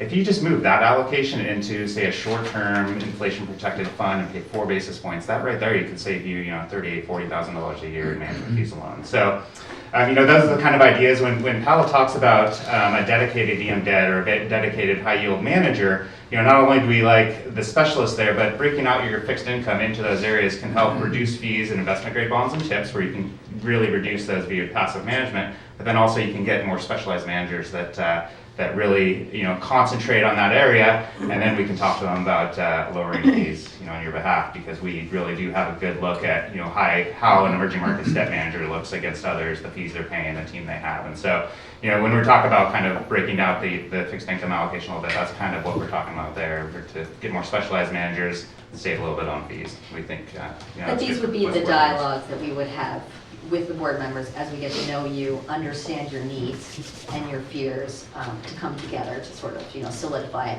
best approach moving forward. I have a question along that line. Do you have any fixed income managers that specialize in special opportunity commercial real estate debt? We do. We do, yeah. So for clients who have, sometimes clients break that out even as a separate allocation within the asset allocation process, kind of real estate debt. Others choose to just selectively within their credit portfolio or their fixed income portfolio incorporate managers who do that. But yeah, there are several who we think do a nice job in that area. And it's actually a pretty good story. A lot of times we'll get introduced to managers through clients that we start working with, and we have one up in the Northwest client that we work with that's worked with a real estate debt manager for a long time, and once we got to know them, we really liked them. It's a relatively small boutique manager, but they've done a really good job for this plan. And we've, it is a private markets plan, so it's private debt, and we re-up with them continuously on behalf of this plan, while also doing, our deep due diligence, taking a fresh look at this manager and making sure that everything that's worked in the past is still in place. But yeah, that's also a great way, the research analysts, how they get their idea generation. They scour the universe in any ways, and a lot of times they find it through the clients themselves. So are they doing like direct lending in the 1 to 5 million space? So that this particular manager is kind of focused on that mezzanine component, and so they do 2 million is kind of the bite size of a lot of their deals. The name of the manager is Morrison Street, if you have ever heard of them. So they're based in Portland. Just kind of an interesting one, as Nick mentioned, that we hadn't had a lot of exposure to prior to about four years ago. Yeah, they fit a very niche market there, and so it's placed kind of in between big banks and hedge funds that they occupy, and so they're able to get a nice risk return profile because they are willing to take smaller bite size and have a relatively small fund. And they've done what a lot of our clients, and particularly a client of ours in Portland, has liked, is that they also have a shorter duration to that private vehicle than a lot of other funds. So they're really looking at more of a 3 to 5 year lifespan. They believe that the opportunity set shifts within that kind of a cycle, and so they don't try to put together these 10-year funds where they're forced to deploy capital in an environment that's not as attractive. So it's been a nice investment for all of our clients. Other questions that we can answer? I have to comment on a statement that you made that I believe is incorrect. You said that you did not have representation in wine country. And wine country, my son is the president of a winery in the Willamette Valley. Oh, yeah, no, Oregon, Pinot Oregon Noir, wine yeah. country. Number one Pinot We Noir were in the referring to world. Makita. Yeah. Came out of there. We, trust me, I spent quite a bit of time in the Willamette Valley wine country. Very good. They now have a wine bar in downtown. The winery's called the Maine Serene. Oh, yeah, Oh, we yes. love the Maine Serene, yeah. I've been to, that is funny because, yeah, that's a great vineyard. It's a great vineyard. Is that e-biking, Nika? Yeah, you can e-bike. You can e-bike there. Leland and I recently sat next to each other at a conference where we talked about my husband's interest in e-bikes and Portland's interest in electric bikes as well. So That's actually one of the better vineyards. Yeah, Yep. they have one in France Do too. they? Okay. yeah. Oh, interesting. Yeah, that's a great place. We should have noted that. I would have loved for Makita to choose to come make some wine in the Willamette Valley for our 50-year anniversary. We can get started now. Yeah, exactly. I know, that's true. Anything else that we That's can, great. we really appreciate, obviously, the opportunity. Well, very nice for you to come down to see us, and we greatly appreciate Nick, Nikki, and Paula. Thank you very much. We hope Very we- good presentation. Thank We you. hope we gave you enough about sort of our team approach, our collaborative environment. We're really excited to be up here. We really like working together, and this would be really fun for us to travel to here every once in a while and get to know you guys. So. Oh, you would be traveling here a lot. And I love the two women in the man because when I first got into this whole pension thing, very few women in the conferences, and it is improving. It is, yeah. Paula and I presented with we had a 3-woman team on a client proposal. Not too And long we ago. actually thought, is it too many? So we've actually moved, 2 steps. There's always those few steps. There's a back, balance. but- There's a balance. Thank you very much. Thank you.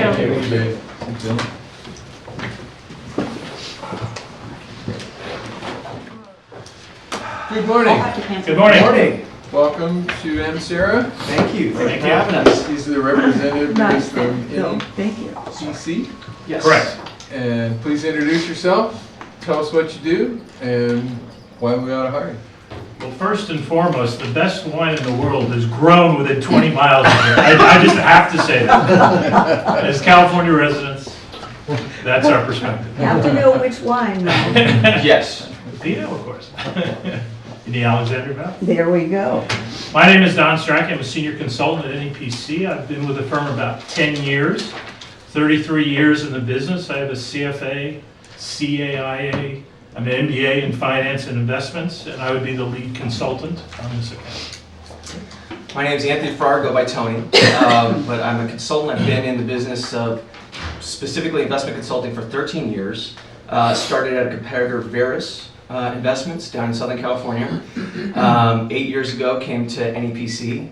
I went to San Jose State University, so the Bay Area was kind of my home, but also being able to work with Don and Alan Martin, who also worked out of our office. When that opportunity came up, I definitely had to jump at it. It was an opportunity I saw that could be very, very helpful in my career, and NEPC in general, we were losing a lot of business to. So seemed like the right idea at the time. So happy to be here today, and I'd be working with Don on this account as the backup. Great, so when we were talking to Stan about doing this presentation, he suggested we spend some time talking about who we are, what we do, and why NEPC would be a wonderful choice. We certainly agreed with the last comment. I'm going to combine the first two and talk about what we do, because that really defines who we are. We build customized, innovative solutions for clients to help ensure the retirement benefits of their beneficiaries. And I think a recurring theme you'll hear today is we're going to talk about what we do, and then we're going to demonstrate what we do in this presentation. I think that's a very important point.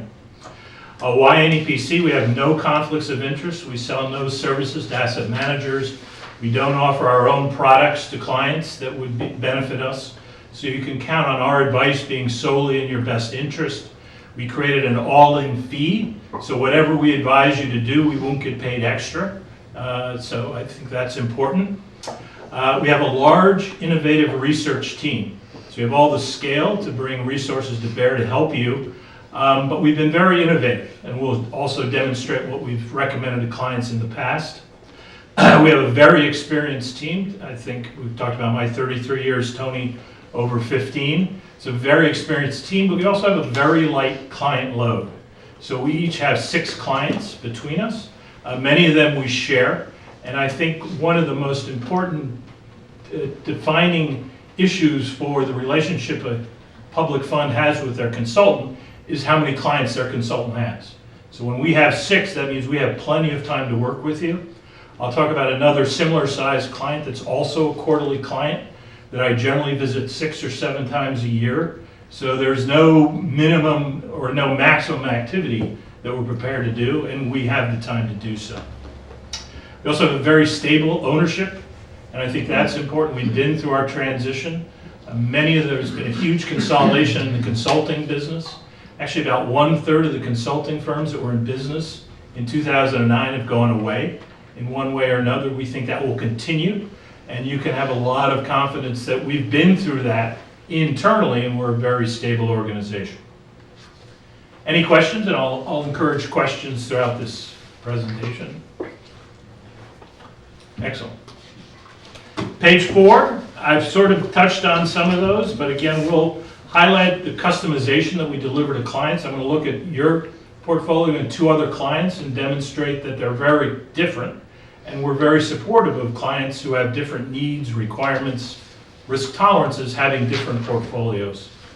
You have very direct access to our resources, and again, we'll demonstrate that, and it's a very stable organization. Page 5, about NEPC, there's a lot of statistics on this page. Let me hit a few of the key ones. We have 8 regional offices around the country. As we mentioned, Tony and I are located down in San Francisco in the Bay Area. We have offices across the country. Second point, 100% of our revenue comes from working with clients, either direct consulting and advisory business. So we don't have asset managers hiring us for other businesses. We don't have other competing product lines as a company. Everything we earn is from clients like you, who in 99% of the case pay us a retainer fee. We have 7 practice groups. I think that's an important point as well. We are on the public fund team. That's all that Tony and I do. We don't have any other clients except for public funds. We think what we learn from working with other public funds can transfer to adding value to Mendocino and vice versa, and I think that specialization is really advantageous. On the right-hand side, I'll simply say we have scale. And the important thing is that we have scale, and Tony and I have the time to deliver that scale to our clients. Page 6, I've talked about our ownership. It's a very pretty chart. The point is the darker green was our founding partner. In 2007, he had 55% of the firm. He has less than 10% of the firm today, and we have 38 partners. So it's a very diverse ownership group. We really have no interest in selling our business. And as I said, we expect to see that continue to occur in our business, and that can be disruptive. When someone comes in and buys a firm, there's often an effort to get economies of scale, combine things, cut staff. That's just not going to happen with us. Any questions before I turn it over to Tony? You mentioned very diverse. Women, minorities, how diverse are you? Exactly. Notwithstanding the team in front of you, which is not particularly diverse, this has been a priority for us in the financial services. I'll be very honest with you. That's an area that has been slower to adopt diversity.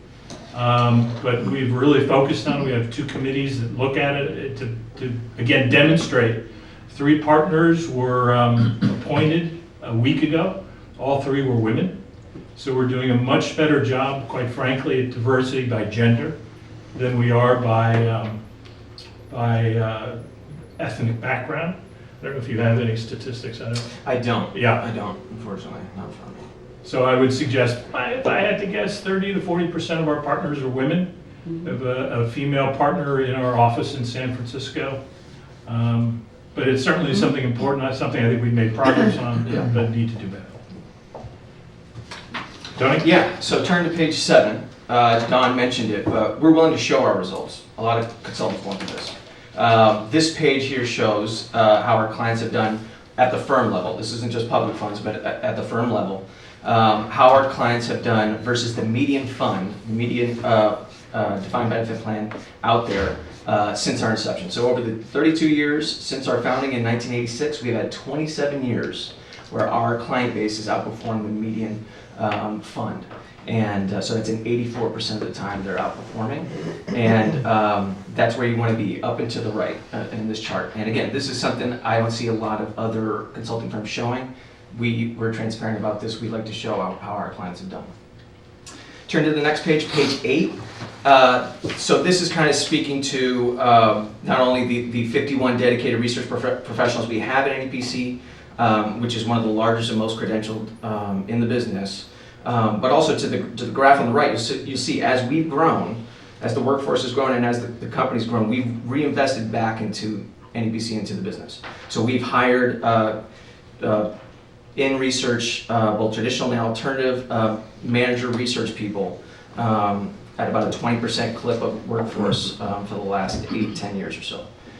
So speaking to the equity ownership and the partners, the flat structure we have at NEPC, a lot of the partners are still working and still want to see this, are invested to see this business grow. So they've invested back into the business, and this is what we've seen as a result, having one of the deepest, most credentialed research teams in the business. On the bottom half of 8, you see clients per consultant. So Don spoke to this. We have about 6-to-1 ratio on a firm-wide basis. Don again has 6. I actually only have 4 now. There's 4 that I actually work on the team with. So I'm below the average of what we have for the firm. But our number also, this doesn't take into account, I don't know what numbers you've seen from other consultants, but this one doesn't take into account our research consultants. This is strictly field consultants and the number of clients that they have calling on them on a month-to-month basis. So that's something important to note, because some firms will throw in the research consultants to get that client consultant ratio number down. We don't do that. 6-to-1 is the true number for us. Turn to page 9, longevity of NEPC consultants and clients. So this just shows, the top half shows longevity of NEPC consultants. Very tenured group. We promote a lot within the firm. And the other thing I just want to note here is that we have less than 5% turnover at the senior level at our firm. So again, these are numbers that maybe a lot of other consultants won't show you, but we're proud to just put it here in front of you and show you that we believe NEPC is the place to go for people in the consulting business. I think I'm a good example of that, and it's a big reason I came to NEPC. Longevity of NEPC's client base. So the 2 bottom charts here show the total client base on the left, showing how long we've had a lot of our clients. On the right, you'll see that it's specific to public funds. So you'll see that on the 5-year and longer bar charts, the numbers get a little bigger. So within public funds, we've had clients who stuck with us longer, and we're pretty proud of that, being on the public fund team. Turn to page 10. We know public funds. This makes up the largest client type that we have in APC by assets under management. We have 33 dedicated professionals. That's consultants and CSAs, or what we call analysts that support the consultants. Public funds account for 58% of the firm's total assets. 67 clients as of 6/30/2018. We had 67 clients with about $588 billion in assets. So we have a lot of clients. We have clients who are very progressive in their asset allocation and what they're willing to do. We have clients who are not. They're very want to just stick with very more simple asset allocations, and that's fine. We can do both. In our Redwood City office, we're exclusively a public fund office. So Don mentioned that we're on the public fund team. Everyone in our office is public fund, except for we have one consultant who is kind of a hybrid Taft-Hartley public fund consultant. So we have 6 consultants total.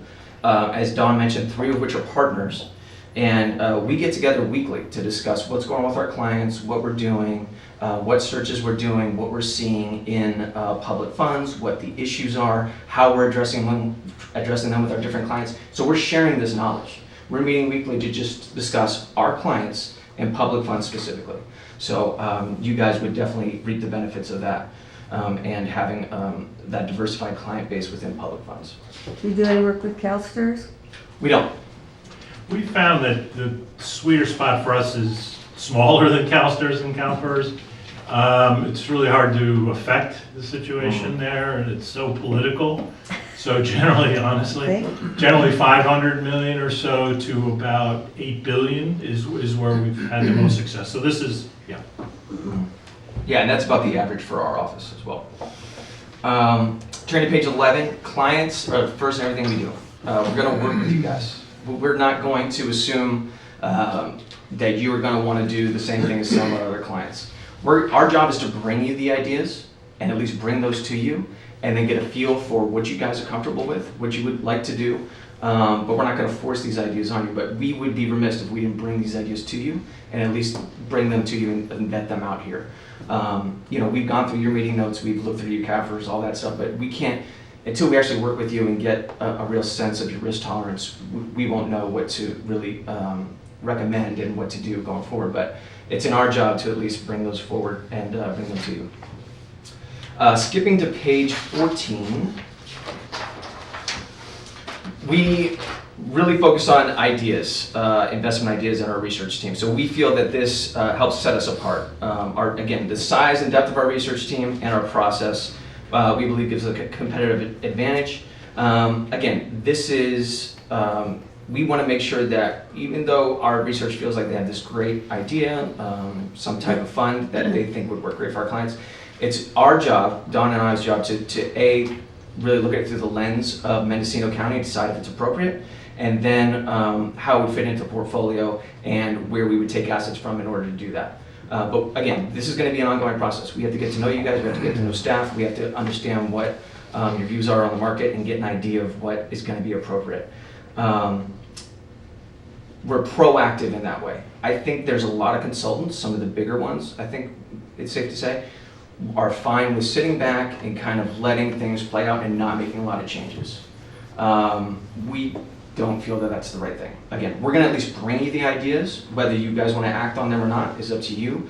But we're going to at least be proactive in bringing you those ideas and letting you decide if this is something you'd like to do.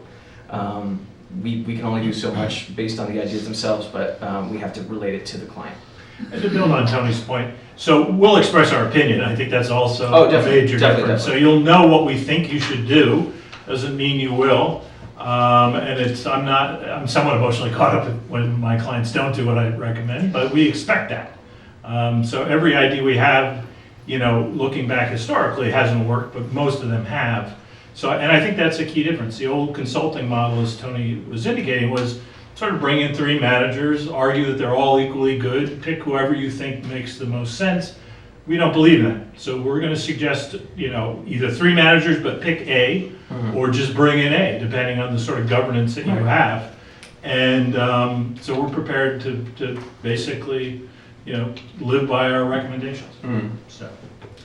Yeah, and so then on page 15, this is the research team that would bring you the ideas. So again, 51 dedicated people in research. 24 are within alternatives, about 21 within public markets. You'll see there on the left how they're divided up. We have them divided up here into the more general categories, which is client strategy and asset allocation, where we have 8 people. One of which has been an actuary in the past. Traditional research and 13 employees there. And then alternatives, which are hedge funds, private markets. It requires more manpower to do diligence on those funds and make sure that they're really vetted and suitable to bring to clients. So it requires more manpower. And then we have operational due diligence as well to check in the back offices of these funds and firms to make sure they're doing what they're supposed to and are compliant.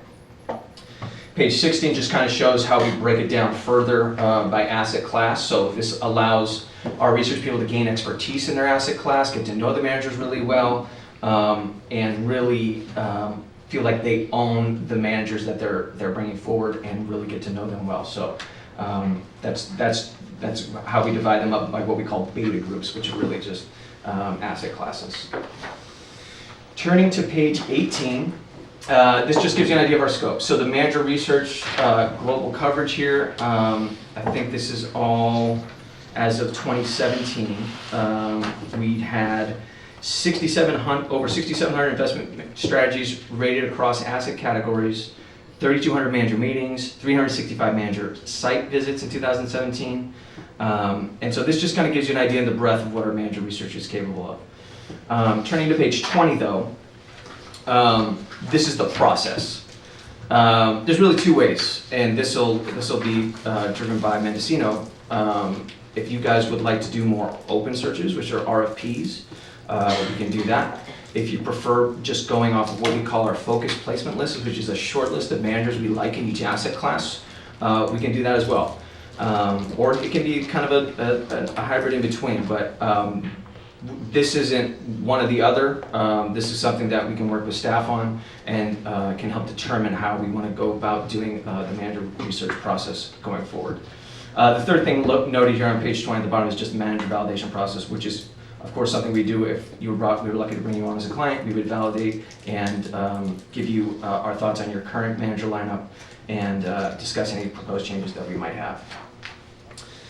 The next page on page 20 just goes through our focus placement list. So again, I'm sure you've heard other consultants talk about their process, how they're very thorough and rigorous in vetting their managers. Granted, we're all doing that. But what we like to do here is show you, again, on pages 39 to 43, our actual results. So if you go to pages 39 through 43, if you want to reference those, you can see how we've done in each asset class, how our manager research has done in recommending managers for our clients. So again, that's something I don't think you'll see from a lot of other consulting firms. We want to be transparent and show you that we stand by our results and what we've recommended.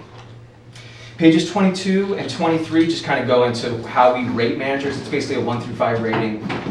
If they get to be 1, they can be put on the focus placement list.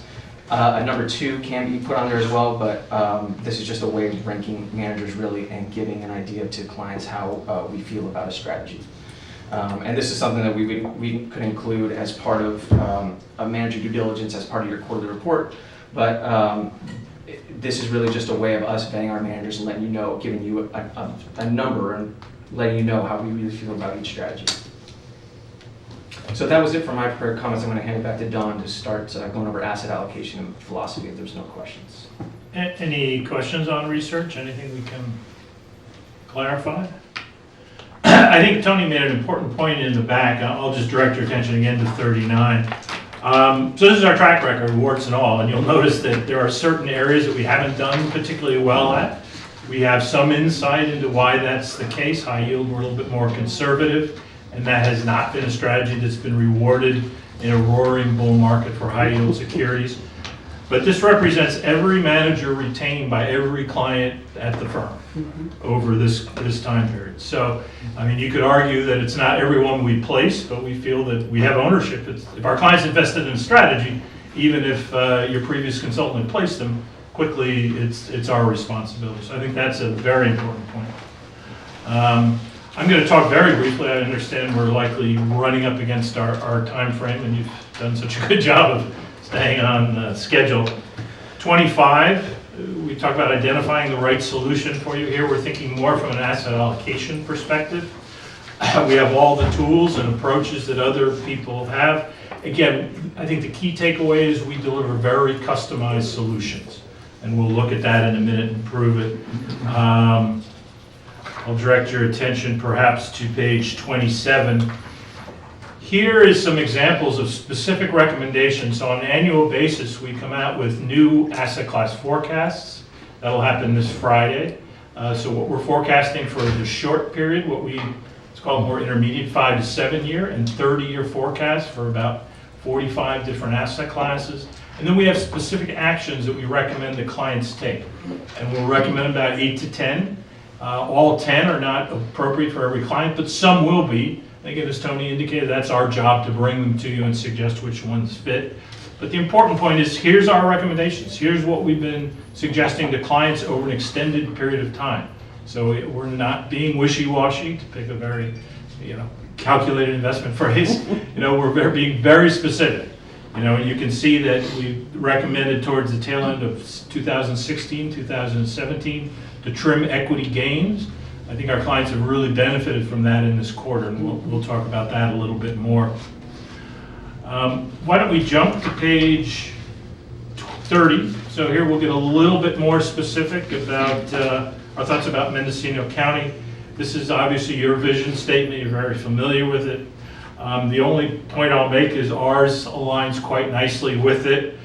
Client success is our #1 priority. That's our major mission statement, and so that would be very supportive of what you're trying to accomplish, and that's really how we're compensated as well.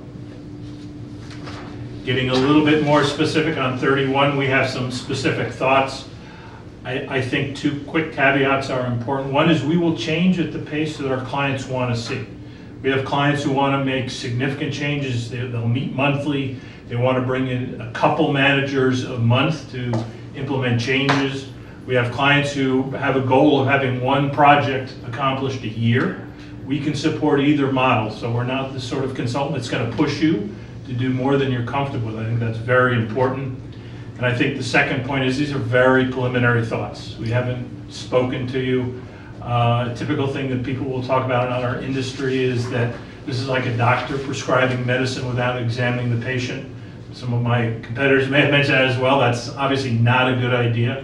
So we would be very cautious. But some of our initial thoughts, which are not particularly radical, is we think you could be more passive in certain asset classes. I think your active management hasn't been rewarded, and there are certain areas where it's very hard to be successful. So we want to focus on areas where the opportunity to reap reward is greater. So if you select appropriately, you'll do better, and the odds of you selecting appropriately are higher. Those are where we want to focus on more active.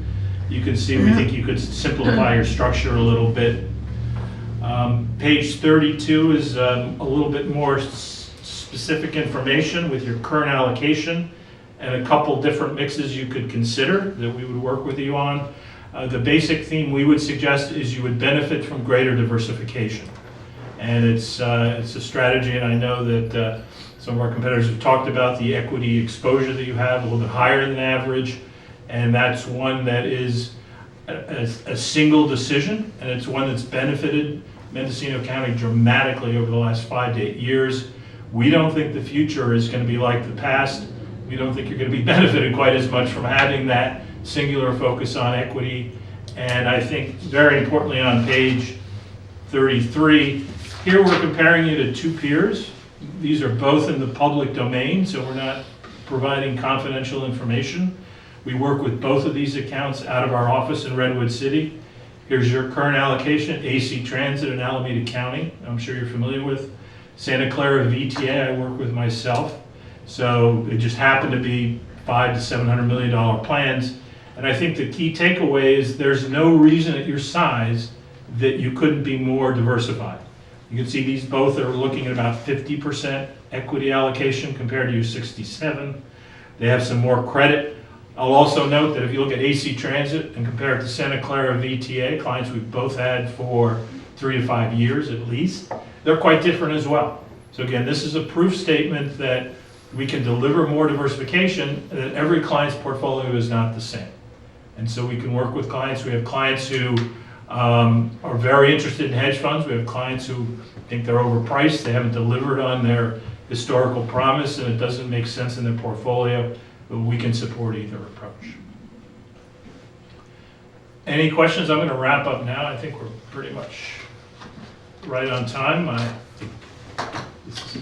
Very informative. You've heard enough consultants today. Yeah, right. 4 in a row. I don't think I can handle Very this one. informative. Let me summarize super quickly. One is we love to work with Mendocino County. We love to come up here. Tony and I both vacation here. We do like the wine. That's not the reason to pick us. I love Vichy Springs. I was there this summer, but that's not the reason to pick us either. More importantly, we're confident we could do a good job for you. And I think the reasons are what I talked about when we started. We have no conflicts of interest. So any advice we give to you is our best advice that we think will benefit this plan. I think we're quite innovative. I think we demonstrated some of the innovative ideas in energy opportunity when prices dropped about 3 years ago. We deployed a significant amount of client capital into certain energy strategies that work quite well. We're a pretty experienced team with a low client load. I mentioned that earlier. And I think our ownership is very stable and conducive to not changing, which is what you like to see. Some things you like to see change, and some things you don't. And we will be the two that you will see here. Yes. Some other consulting firms will bring in someone else that's not, you're not gonna see ever again. We're gonna be here. We'll always be here. Which is good or bad? I can't say it was a good. We think it's I said good, right? Yeah, I don't know, yeah. If you want it. Well, Don and Tony, thank you very much. Thank you. Well, thank you for Thank having us. you. We have some questions. Yes. Can you leave me a hard copy? Definitely, sorry. we should- I would like to have one also. Yeah, definitely. Okay. We got 6 copies here for you. If I may, Mr. Chairman. Yes. One question just to ask, because Don, you're the outlier today. You're the only person we've seen with gray hair. How long are you planning to continue in the business here? First, I'm convinced my competitors are dyeing their hair. Okay. Zero question in my mind. We won't name names. I can dye my hair gray. I'm willing to do that. And I really like what we do. I mean, we have language in here talking about what we love, what we do, but that's the case. So I'm committed for the next 7 years is my target, but I'd be happy to go part-time after that. I think my colleague Alan Martin, who I've worked with in a number of different firms, is 73, and I think I know was recently nominated or awarded an influential knowledge broker assignment in the business. So he's still very vital and contributing to major clients, and so that's a role model for me. So. Okay, very good. Thank you. Glad to hear you. Thank you. So am I. Anything else? No, you know Okay. the Ashoffs. Well, thank you then, very if much again for coming. Fishy Springs, Excuse me? the Ashoffs at Fishy Springs. The part I liked about Fishy Springs the most was those tubs that you would sit Those in tubs, with yeah. the private and the water flowing down. That was, yeah. that No, was- they own Fishy Springs. I thought you might have met them if you spent. Oh, no, I did not meet the people, no. Okay. No, but it was last summer. We really enjoyed it. Very cool. Thank Thank you so much. Thank you. Really appreciate it. Thank you for having us. Have a good one. Okay. Very good. Good thing.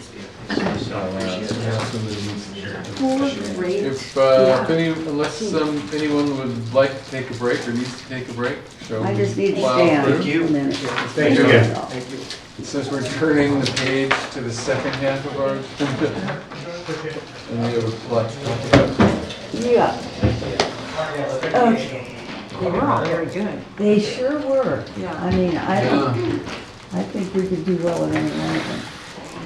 So now we move on to discussion and selection of a provider. That's a meeting in itself. Was there other data that you guys were catching on? Yes. Stan, you have the... So we do have an overview sheet that provides some objective measures for all 4 of these you've seen today. Yes. Print them out, okay. Yeah. I don't think so. Okay. So Stan's going to grab those and we'll distribute that. I'll stop at this point. Does the board have any questions of staff? Or do you just want to start deliberations? Question. Good. Should have thought of this at the beginning, and this has been a point of discussion over the years. How many of these folks do have financial relationships with the managers they may oversee? How many We have of 2 the... say that they don't. How many of the... The ones who didn't say do. Okay. How many of these I believe firms have relationships? So let's rephrase it. Callan and Anna have relationships with financial relationships So, with managers. and that's on the sheet that we're getting right now. Aon generates no revenue from Aon Hewitt Investment Corporation. Gets no revenue from financial services firms. So investment managers. Makita is the same. NEPC does provide consulting services to a very small number of investment management firms on their 401k accounts. It's about 1% of their revenue. Callan gets 15% of their revenue from investment managers. What was that number? 15. Okay. Did you say Aon does not? Aon does not. So I'll just tell you what my remembering, like James, my memory isn't so great, but Aon Sonoma's retirement system used to have Ennis Canup, and then Ennis Canup was bought out by Aon. And I remember the board talking about having this kind of a concern. I don't remember the specifics, but they reached a comfort level with it and didn't find it to be a problem. Do you know what if it's not that, do you know what it might have been then? Aon Hewitt is a very large corporation, and they do provide a broad array of services in a number of different areas. They have a reinsurance line of business under Aon, but Aon Hewitt Investment Consulting is separate from that. So they have separate P&Ls. There's no real. And I think it was that separation that caused them to feel very comfortable to continue the relationship. And they're the only one that's publicly traded? Yes. Is Aon, okay. Yes. All the others are privately owned or employee owned, yes. Geez, at some point, if you folks are comfortable during the course of the discussion, I would be interested in hearing, I don't know if I can put it in these terms, who you like. Simply, well, number one, because of your your experience, certainly, but it's going to be you guys, right, who are going to be dealing with them to a far greater degree than the rest of us. So I'd be interested if you're prepared to To that, make that I comment. will say Stan and I both have opinions This and is thoughts. open session and Absolutely. televised, right? Yes, absolutely. We both have thoughts and opinions, but my preference is for the board to discuss and bring out your thoughts and perspectives first, and then hear from us so that you're getting you're sharing with your colleagues and staff what your thoughts and observations are, rather than filtering that after you hear what we think. I think that's a much broader discussion approach, if that's acceptable to the board. That's Thank you very perfect. much. Perfect. That's very appropriate. The table's open.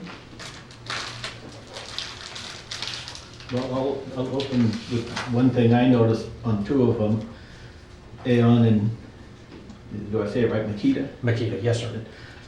If I remember correctly in their presentation, they came with ideas about what we should do, and some of them were, you don't have this, so you should have it. Not, it would fit well with what you're doing, it's you don't have it. And some was, you've got too much of this, we gotta get rid of some of it. You cut down your equities and that kind of thing. And I like what Tony said, is we've looked at your information, but we can't tell you what to do right now. We've got to get a feel for what you're doing, what you're all about.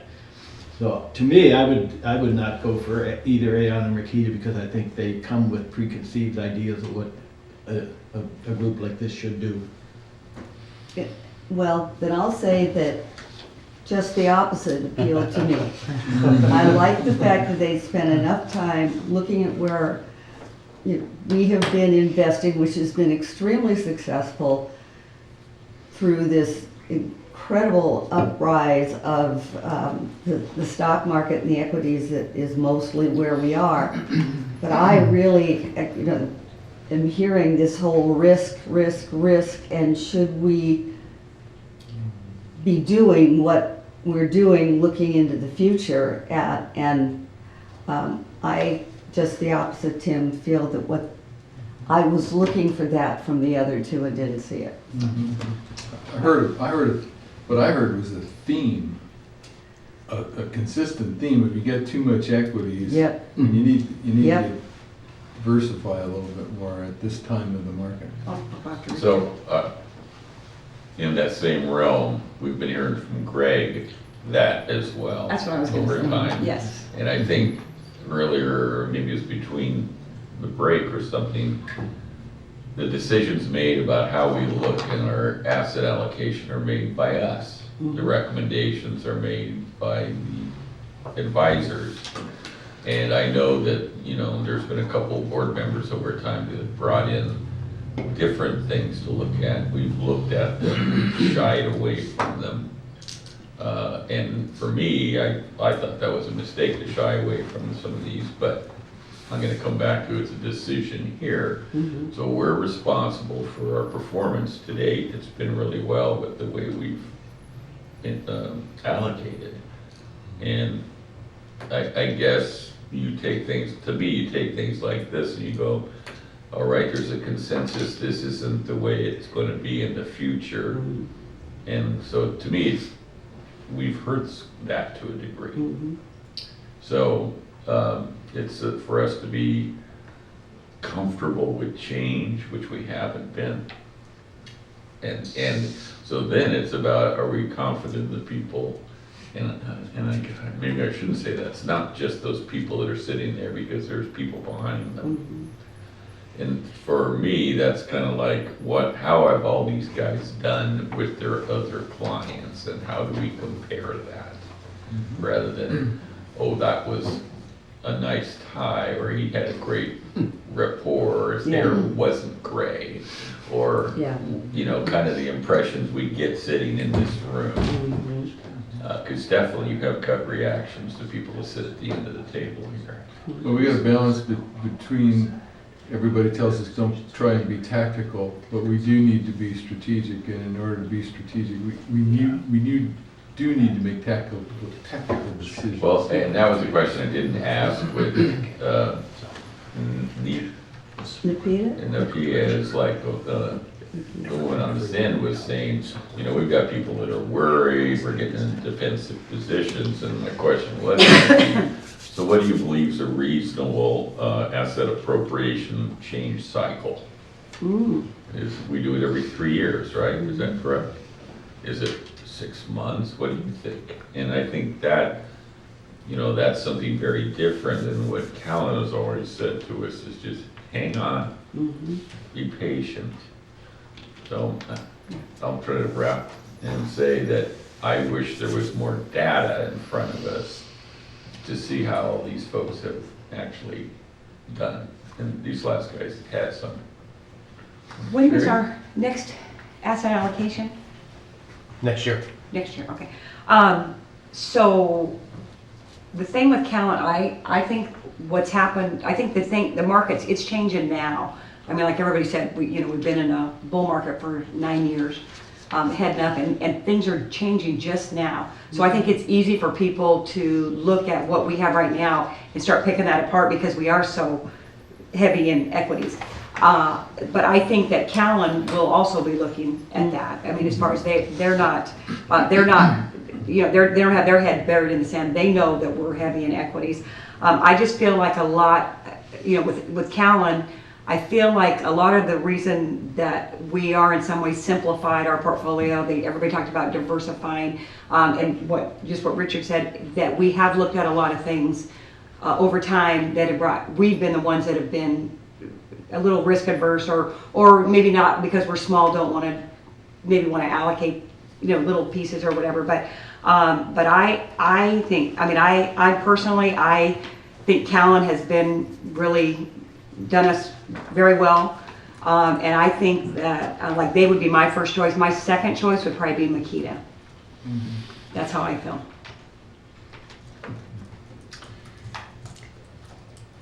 Yes, sir. So, I mean, I think all 4 firms are good firms, and I think, you know, the fund will earn returns that are respectable with any of the 4. But I am nervous, you know, about the fact that Callan does take, you know, annual retainer fees from people that they routinely bring to us. I mean, not that long ago, we were looking at investment advisors. We were selecting an investment advisor among 3 that were brought to us for international investments. And I think it was only after that whole process that I realized, well, 2 of the 3 were actually paying retainer fees to Callan. And when one of us asked to Greg, you know, do you have a preference? Do we, you know, the 2 firms that he said, well, I would go with one of these 2, were just, it turned out were 2 firms that were paying Callan. And so there's that in terms of the selection process for the managers that we're relying on, that they're bringing to us. And then there's the other issue is, every one of the three other firms noted that we have a pretty high percentage of our investments that could easily be passive, especially when you're talking like the, not the S&P 500, but the larger index, or the larger companies, especially the domestic, could easily be just indexed and have reduced fees, and all three of them brought that up. Why? Dan likes reduced fees. Where the people that we were paying to actively manage in an arena where you could easily go with index and lower fees, are all three of those managers, people paying retainer fees to Callan? I mean, again, I think we've been well served by Callan, but it does make me nervous, and I think the fact that all three other companies saw that as an opportunity to reduce our costs and therefore increase our return for the fund makes me just think as a fiduciary, I think there's something there that makes me uncomfortable with the arrangement with Callan, and I think the fund in the end would likely be better off with any of the other three. And of the three, just based on the presentations, I've actually not met any of these people at any other conference or anything, but just based on the presentations, I think Makita was the one that struck me as the one I just personally felt most comfortable with. Can you explain why they would do that? As far as what Callan does, do most of them do that? As far as So I have both ends basically. in the consulting world, in the investment consulting world, there are two broad themes of business models. There's the fee-only approach, and it's very, very clear there's no revenue except from clients that you are advising. The other side, it's not fee only, it's not advisement only, but there are additional revenue sources. And the two primary sources of those additional revenues will be selling services to investment managers, and it's selling research, hosting a client conference, advising on plans is a small piece of that. And there's also selling research, selling database access. Another piece in there, in that not fee only, is selling to clients a base fee plus extras we'll help you do a private equity program. And we had one firm that proposed a model like that we did not advance to the finals because I see that as a potential conflict. How do I know I'm getting the true advice, the true best advice from the consultant if you're advising me to go into private equity, but that's also going to generate you more fees? So that firm didn't advance. So those are the two broad models: is client only fees or both sides of the fence. And there's pros and cons for both. If you're taking fees from investment managers, you obviously have a more stable source of revenues and you have more revenues. Whereas if you're only taking fees from clients, you don't have that extra income source. You're a little more dependent on your clients, although whether that's good or bad is up for debate.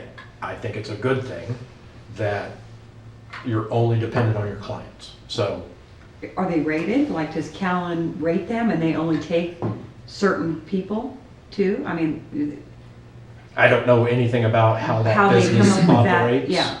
Yeah. I mean, that might be why we end up with some of them as market search here, is because they are the excuse me, the best and the brightest of what they do. Can I answer that? Not the answer, but before I take your question. Callan College last year was about 30 people, half of which were managers, half of which were plan sponsors. There was a lot of discussion about this. It was a real opportunity for Callan to put both into the room and talk to, each talked about their interests and how, what was mutual and what wasn't. The other thing about that, having owned a business for 30 years that took fees from borrowers and servicing fees from lenders, it's clear to me that it's not difficult for consultants to know who their bread and butter is and where their loyalty lies. And the borrowers paid us, but they were just customers, and the lenders were our clients, and we worked for the clients. And clients would ask us about this from time to time. But over the years, they came to realize that, through our actions over different situations over time, they came to realize that we were their guy without any conflict, even though we got money from somebody else.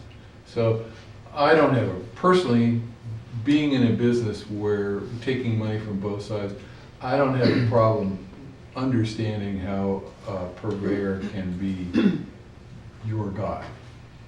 So did you think that was a good, when you had that though, with the 15 and the 15, you felt like that was a good interaction? Oh, yeah. As far as, that was something that was positive for you, that wasn't a negative for you? You mean the Callan College? Oh, it was great. It was great. That was the purpose of it, so that each side could better understand what their needs and desires were and how Callan picked consultants and telling the consultants, or the managers, well, if you want us to recommend you, you've got to do this, and this is what we expect of you, and really you got to tote the mark. So maybe holding them to a higher standard. Oh, yeah. The ones to that get into Callan's, they made it clear yeah. that getting into Callan's Rolodex was not something you just called them up and said, Right, so they are picking up, to me, it feels like what they think are the best and the brightest money managers or who they're putting over here. Yeah, that's what they put out. Right. I tended to bully, I drank the Kool-Aid. Right. I think they do really serious work in that regard. I heard the use of the term stable or preferred managers by others other than Callan. So everybody has their own little form of that, be it paid or unpaid. Well, the financial business is a relationship business. Yes. You work with people, you get to know them, you trust them, and then you give them your trust, and then they work for you. If you're going to hire a real estate broker for your house and you interview 10 guys and you're just going to get the cheapest, you're not going to get anything out of anybody. You have to commit to a relationship, and then you get the best service. And whichever consultant we pick, you have to be committed if you want commitment.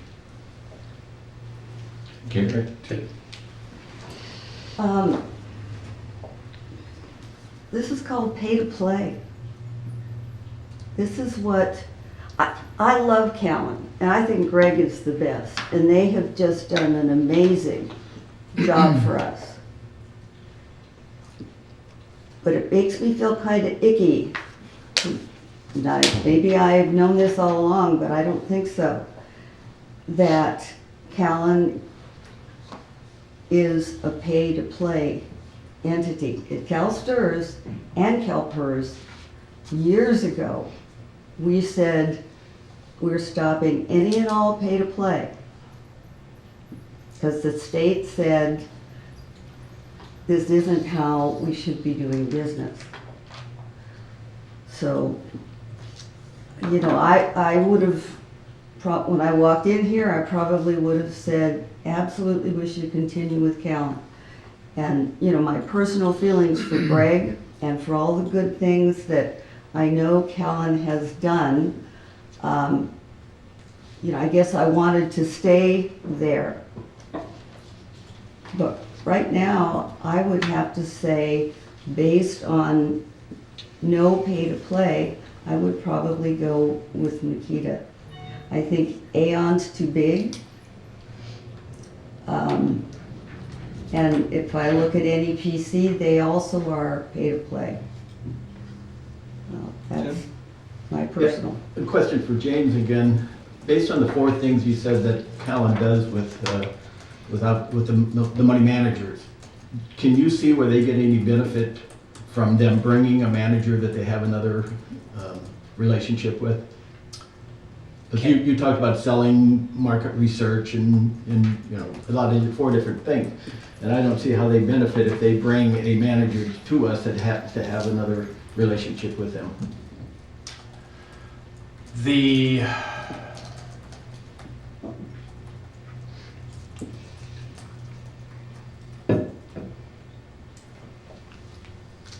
So Callan discloses all of their clients, all of their investment manager clients in their quarterly reports to us. And those change periodically. Managers get added, managers may stop paying Callan. I don't know. I don't pay a lot of attention to that appendix from one quarter to the next. There are a lot of managers on that list. I cannot say that being on that list gets managers preferential treatment. I cannot say that not being on that list gets you non-preferential treatment. What I can say is that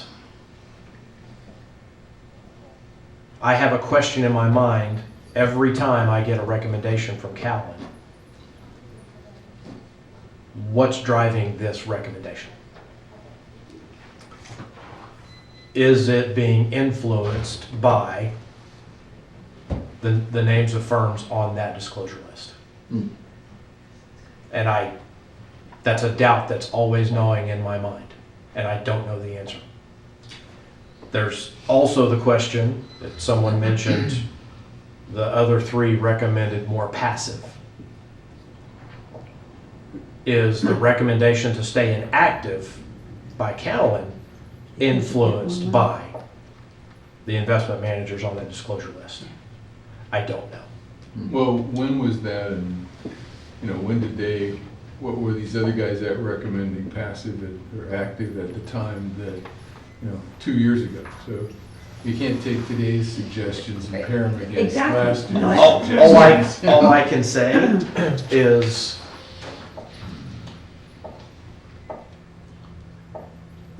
I have questions every time we get a recommendation from Callan as far as what's behind the recommendation.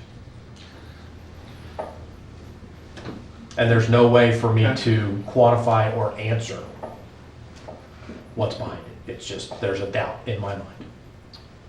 I was going to just throw in some comments that I had about everything. Of all of these, I really liked Aon and Callan. Aon I liked because I felt like they did a really good job of digging into our system and trying to understand what was going on with us. I felt like their analysis was the most in-depth. Beyond that, I liked Makita a lot, sort of for all the same reasons everyone else said. One question I had about Aon in terms of firm revenue derived from money management firms, because Aon's such a huge company and they listed in there all their other divisions. They share a parent company, they have an investment banking division. In a lot of ways, to me, it seems like they share the same indirect conflict that's posed by Callan, because I can only assume, like we're saying, that their other divisions are working with money managers. So I guess I'm just kind of feeling like when it says Aon is not having any percentage of firm revenue derived from money management, that particular division isn't. To me, it feels like Makita is the only one that truly is not getting money from other managers. I'm not sure I see a huge distinction. Without knowing more, I'm not sure I see a huge distinction with Aon versus Callan in that way. If I may, Mr. Chairman, I certainly understand that. We were provided information in the RFP response. They are separate P&Ls completely. Aon Hewitt Investment Corporation Company, whatever it is. Totally separate under the Aon umbrella, completely separate P&L, and that's why it's reported there that they don't get fees from investment managers. Oh, There are, I'm sorry, profit loss statements. There are other companies in Aon, like AHIC, the investment consulting firm, that do get money from or from money managers. I mean, they service the insurance industry. They told us about the reinsurance program. You know, it comes down to, do you believe that they're completely separate in the P&L? And if you have doubts, and you know, if you have doubts,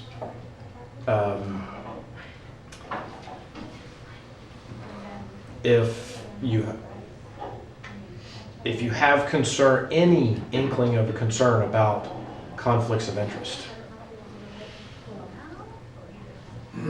if you're choosing between firms that have conflicts, or that's your only choice, you have to live with it. Here you have options, and there are options that have less or no conflicts on your menu. So I don't know. I understand what you're saying. Yeah. We were able to, and we also referenced there's a pensions and investments review of investment consultants that came out just recently, and they indicated that Aon got no money from investment managers. So that wasn't just our look, it was based on outside data as well. So I have a question, but I'll hold it until we're done with this particular line of discussions. Okay, in this line of discussion, we've been accused of having a conflict of interest by simply sitting here, many of us. Good point. Yeah. that's right. And so to that degree, you know, do we trust each other? Do we trust ourselves? And I will continue to go back to what's been the performance, what's been recommended, and what have we done with that? I mean, if we're gonna go off the path we're on, I have to say I don't want to see the publicly traded company. Makita sounds fine, but I think that we do have to have the trust, and I think Callum has performed well. And you know, I sat through 8 years of a different advisor here, and we found what we've got really what good. I appreciate what's here. And I think we need to open up as far as what the future looks like. And if we use somebody we trust rather than somebody that may be the new kid on the block to us, I'm with Lee to the degree that these things are, sometimes things go back and forth and you can't convict somebody because they're doing business, and you have to understand what they're separating. And that was a little mixed up, but anyway. I was gonna just piggyback on the point Richard made. I do like the fact that 3 of the companies do have employee ownership. I like that more than the publicly traded for this, so that just holds true for those other 3. I like them having a stake in it. So. Yeah, we have 2 real important board members missing today, too. Does that make any difference? Not unless you say it is. Just putting that out there. We got a little hint here and there, but James, do you have a good sense of which of these firms does the most business with 37 Act? It's on here. I'm sorry, Yeah. I looked past that? Yeah. Oh, there it is, my mistake, sorry. That MEPC does. Can you address the last row on your sheet? What you've got written in there each? So what this is intended is to provide you information as far as So the general investment consulting services, our current contract with Callan provides for them to provide all the monthly and quarterly reports, attend quarterly review meetings, other meetings as requested, conduct the asset liability studies, and assist in manager searches. Custodial searches in our current contract are an extra fee. So what we intended to represent here is what else is included beyond beyond our current contract. And I should also comment, I forgot to include under Callan that they would include custodial searches as well. So That's incorrect. oh, that's No, oh. no, we're not. Okay, so it's an add-on fee if we do a custodial search. Well, and also Callan provides a lot of training too. Right. Callan College and their conferences, which are at our back door, and I'm sorry to see that more of you haven't taken advantage of these trainings that Callan puts on at their offices. I mean, they're not, it's not a schmoozing deal. They're really valuable information and, training to learn, and they're well put on, and it's a chance to go down to see their offices and see their people and get a feel for the organization. I'd encourage all of you to take advantage of any courses that Callan puts on.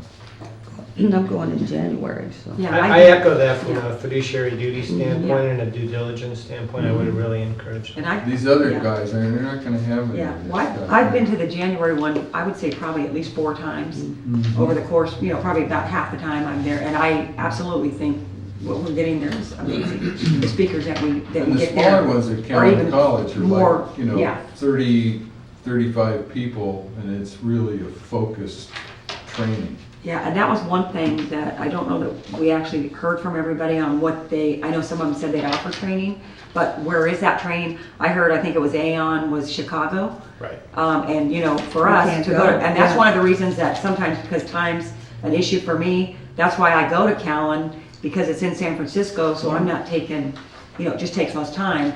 And that was the one Aon, I did her Chicago, but the rest of these, I don't know where their trainings would be, but also, sometimes these are better for me than Sackers.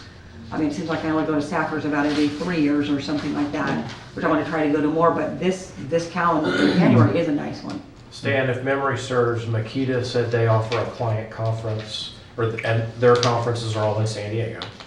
Oh, well, that's a tough place to go. And then NEPC, they did client conferences, and it moves? Is that? I don't recall. I know they're based out of Boston. Yes. They're based out of Boston, but I think, operating from memory, with the usual caveats, I think they moved that around the country. Yes. So. All 3 of them have client conferences. They don't have them like every year like Callan does. Okay. I think Makita has every 2 years or something like that. And I know we're gonna get both your guys' feedback, but can we, when we do this, can we initially say if we're gonna keep Callan or not keep Callan? It seems like before we put out motions and stuff, because I think with 9 years, I think we owe that to them are we gonna keep them or are we not gonna keep them? Before we have motions on the table for all the rest of it. I don't know if you can do that, but. Can I make a suggestion? All too often I see situations like this. The first person that makes a motion controls the game. Yes. And I think what I'd rather see, if we could all write down on a piece of paper, 1, 2, and 3 in that order. And then we could, move on to another topic, and during that time, maybe one of the staff members could compile that. It's not hard to do. And then with that way, we can put that on the table and say, well, group, here's kind of what y'all feel like. Right.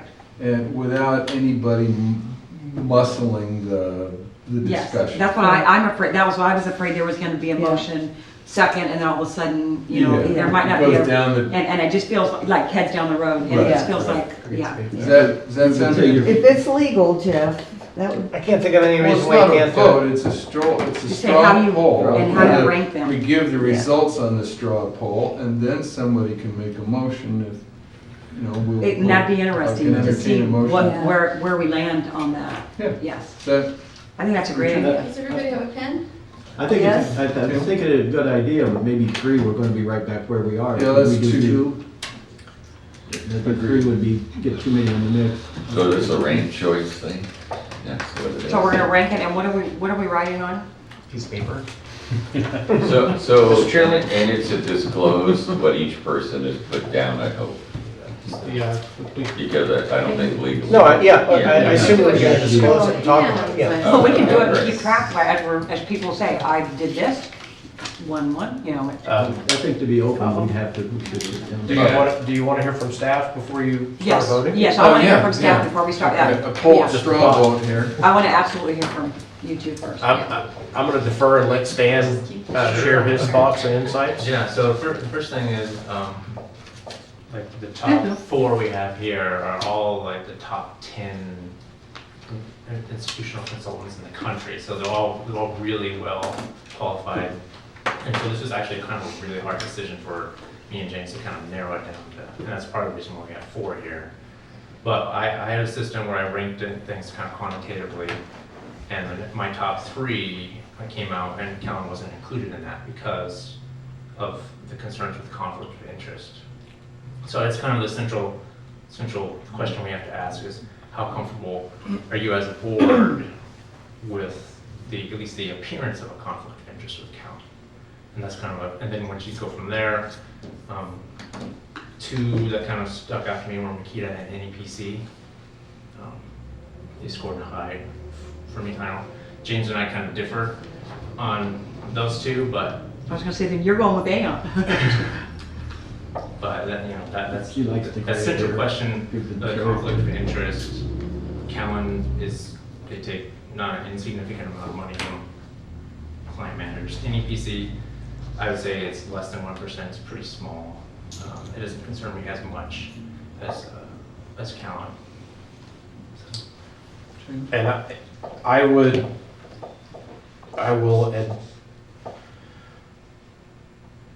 I liked Aon early on because of their strength in the asset liability modeling, and it's clear to me with what they presented in the RFP and today that they have a strong actuarial practice that truly supports that work. Whereas everyone else is investments and, oh, we better have an actuary to help us with this. However, being publicly traded is a concern. They did mention the SEC examination issue, and that was not disclosed in their RFP response. Oh, interesting. Wow. So, you know how I feel about conflicts of interest.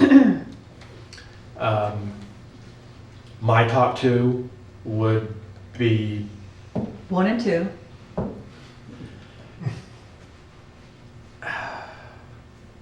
I like both NEPC and Makita. We can work well with either one of them. They're both very, very capable firms. I don't think you can go wrong with either of those.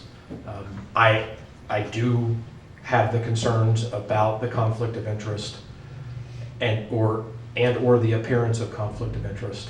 But for me, it really comes down to every time I have a question and I have doubt because of that perceived or actual conflict with Calvin. And that's where I come down. And how do you, with Richard's comment about there's those same concerns about this board,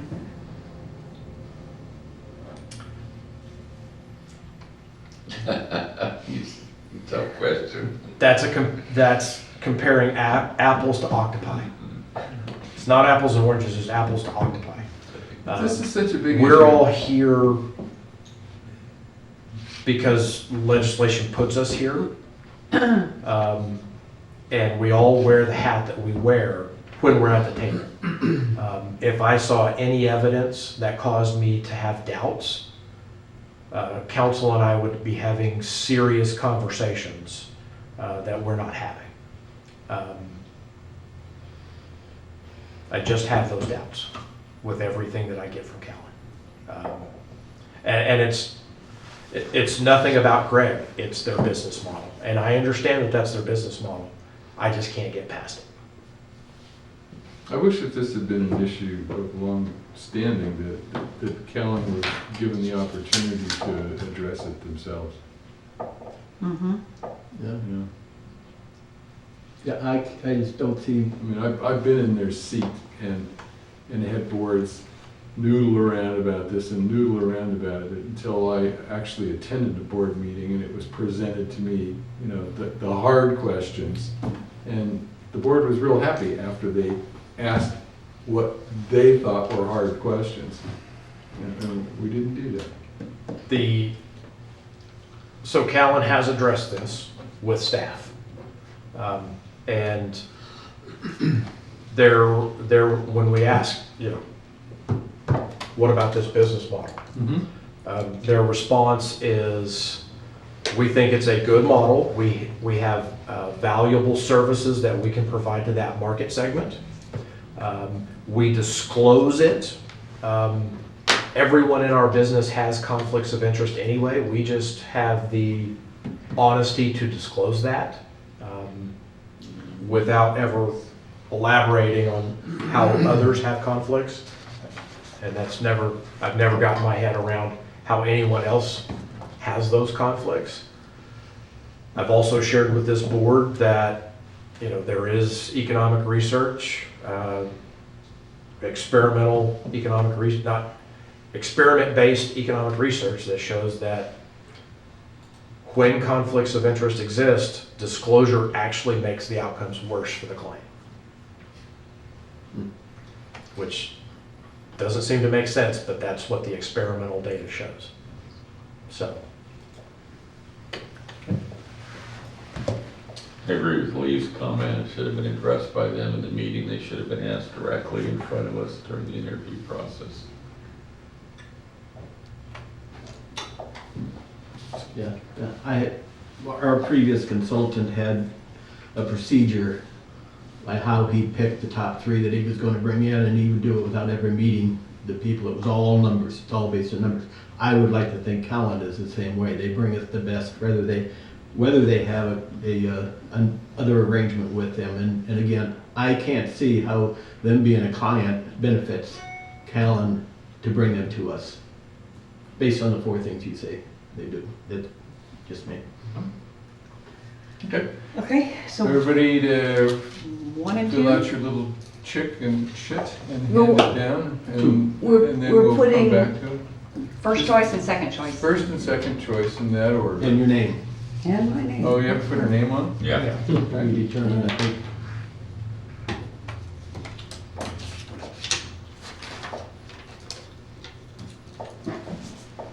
Okay. Did somebody say we had to actually count on. announce it because we're in open session, or Please put your name on it. just? Put your name on it. But I mean, is somebody, so. Oh, yeah, we're gonna- So he's gonna read, so you'll read the person and then, Yeah. okay. You mark it on the board up there. And Oh, this yeah. is a straw poll. Why Yeah, not? well, somebody just add them up. Well, we- 4 names. Yeah, we got number a of thing points right for each here. one. so. In the meantime, shall we move on to another topic, or? Lunch is ready? If you'd like, Mr. Chairman, we could take a lunch break. We Yeah. have It'd be a lunch. perfect time for a lunch break. Right at here. Oh my It is goodness. perfect. All right. So adjourned at, Not adjourned, recessed for lunch. recess. Thank you. US.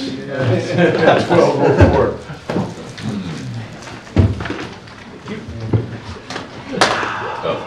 Good times.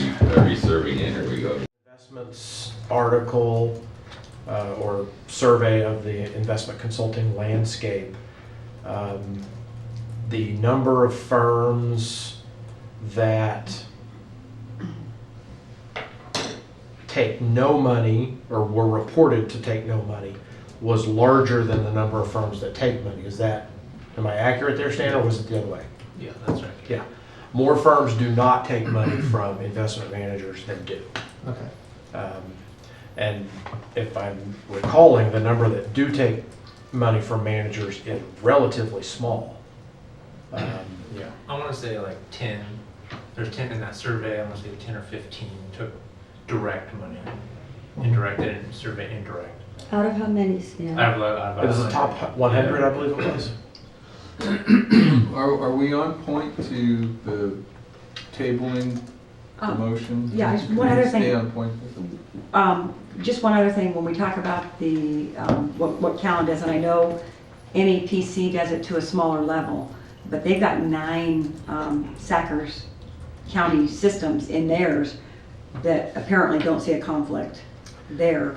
To my mind, there's a very significant distinction between NEPC and Callan. Callan does. Callan is selling services to investment managers in addition to offering them investment consulting advice.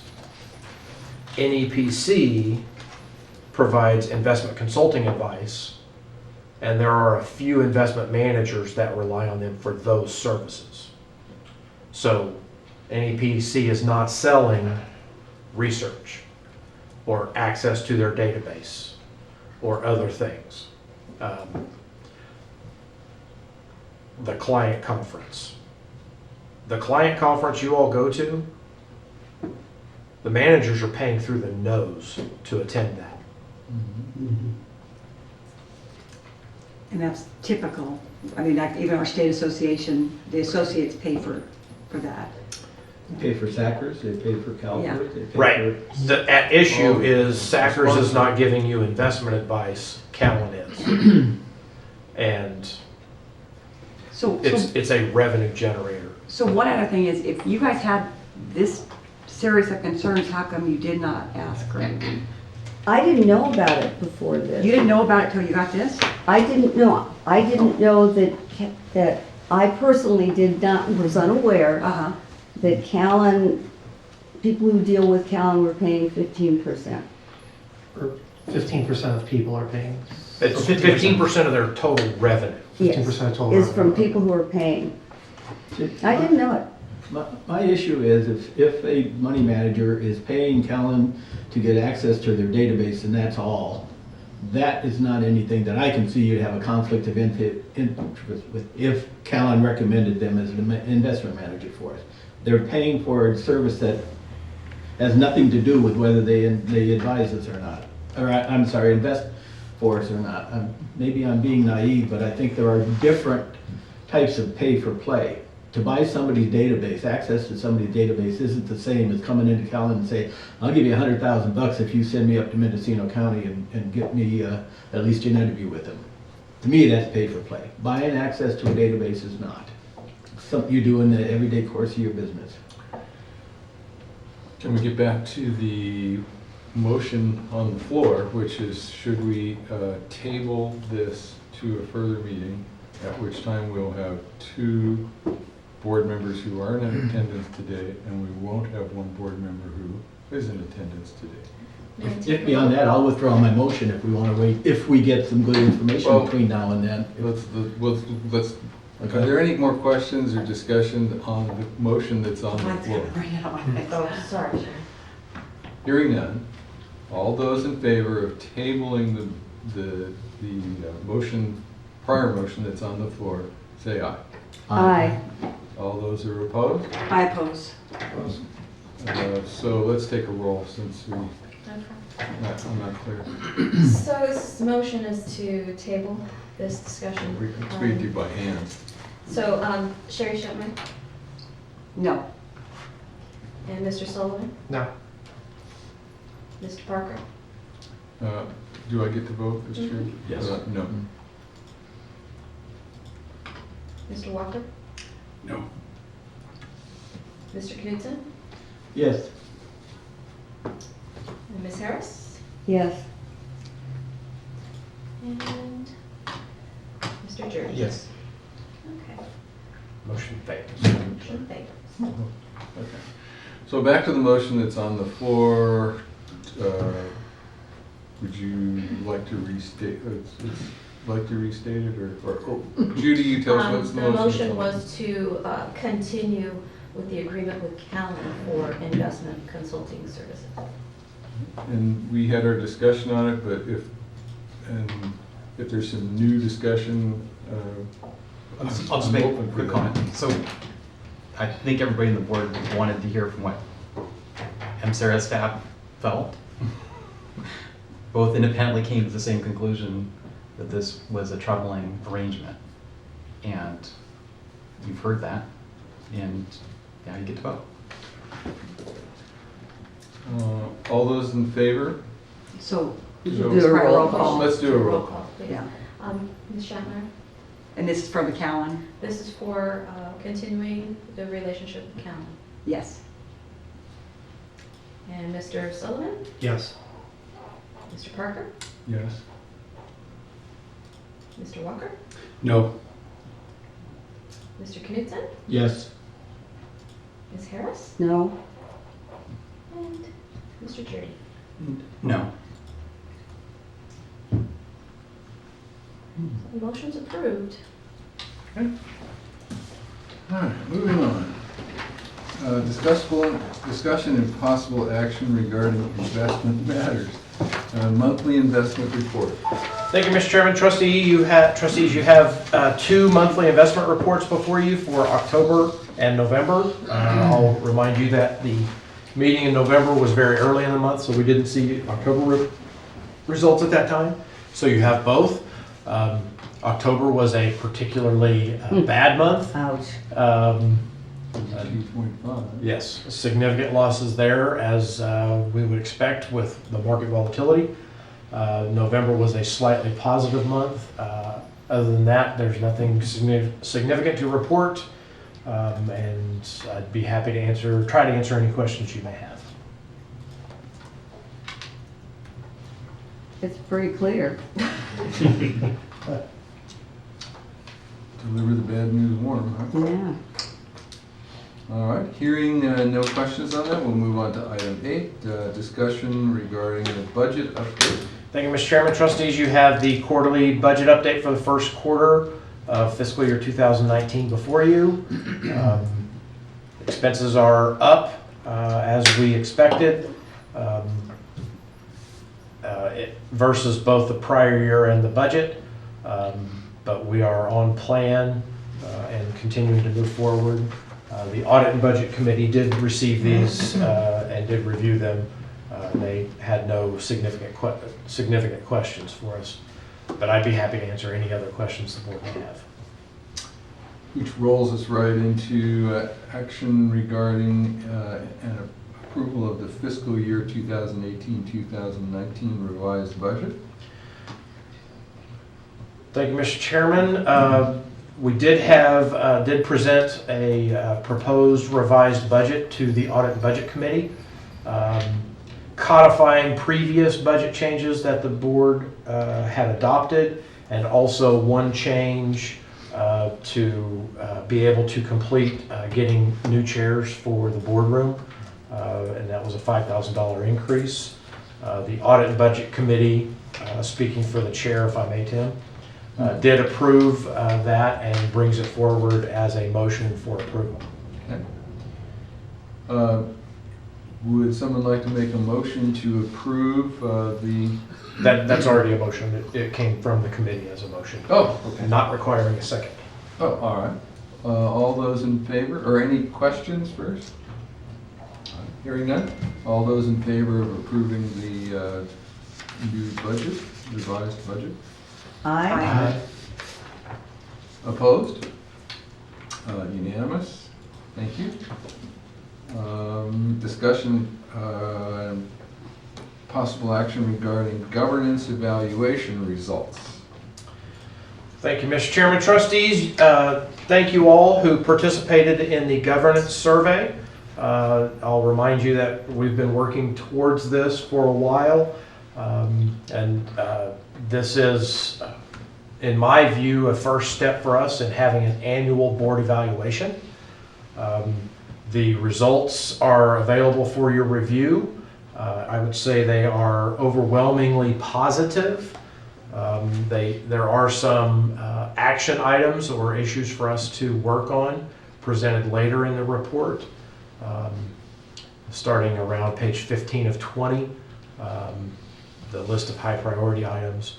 The ratings turned out very, very well, and there is, I would say, broad alignment between board and staff, and a whole lot of green on these charts. Not much pink or red, so I think that's very positive.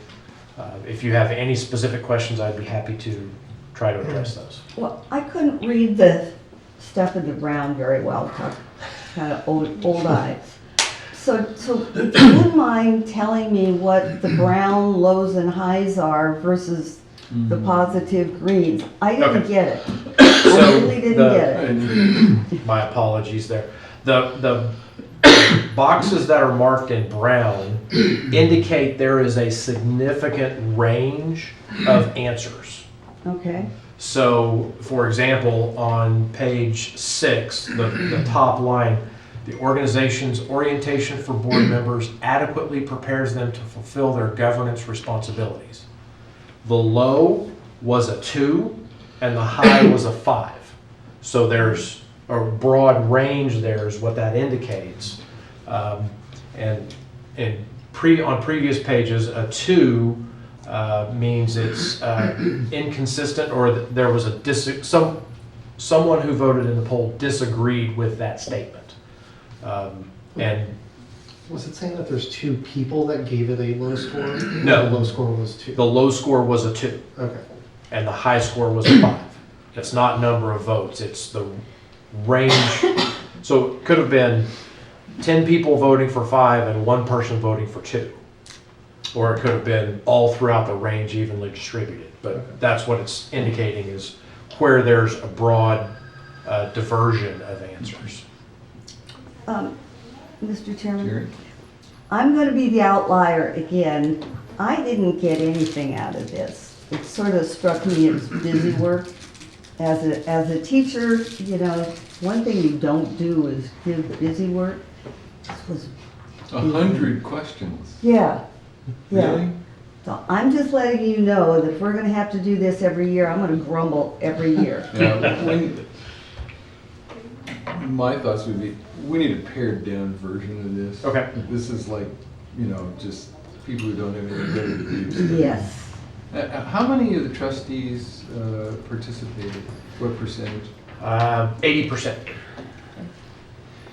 So these are built to show trends, and they ask you the same question different ways to try to get you to. So, yeah, the 100 questions are a pain, but it helps legitimize the answers.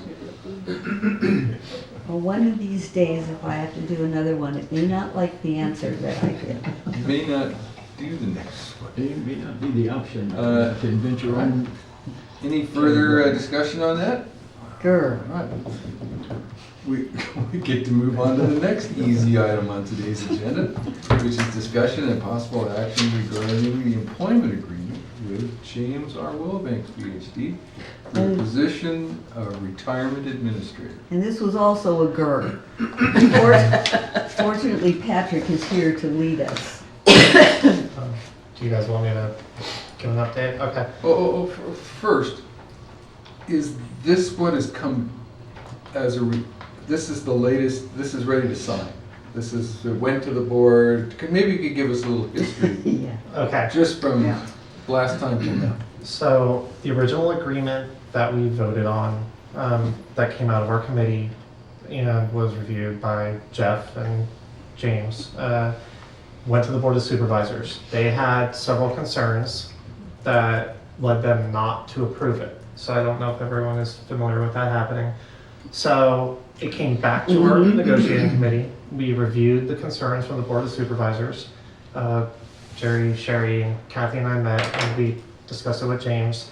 And Dan Dan was our leader in this, so. Oh, at He the was- board meeting, not at the board meeting, Dan not in wasn't the, not involved in the, yeah. negotiation, but we essentially addressed the concerns that the board of supervisors brought up. Most of those were structural. A lot of it had to do with the fact that this contract was worked out earlier last year. It didn't make it to the board of soups until later. So we essentially cleaned it up. So we now have a salary starting January 1st, 2019. The major changes were in the structure of end-of-year payouts. So if anyone's looking for the change in compensation, that's probably where you're going to see it.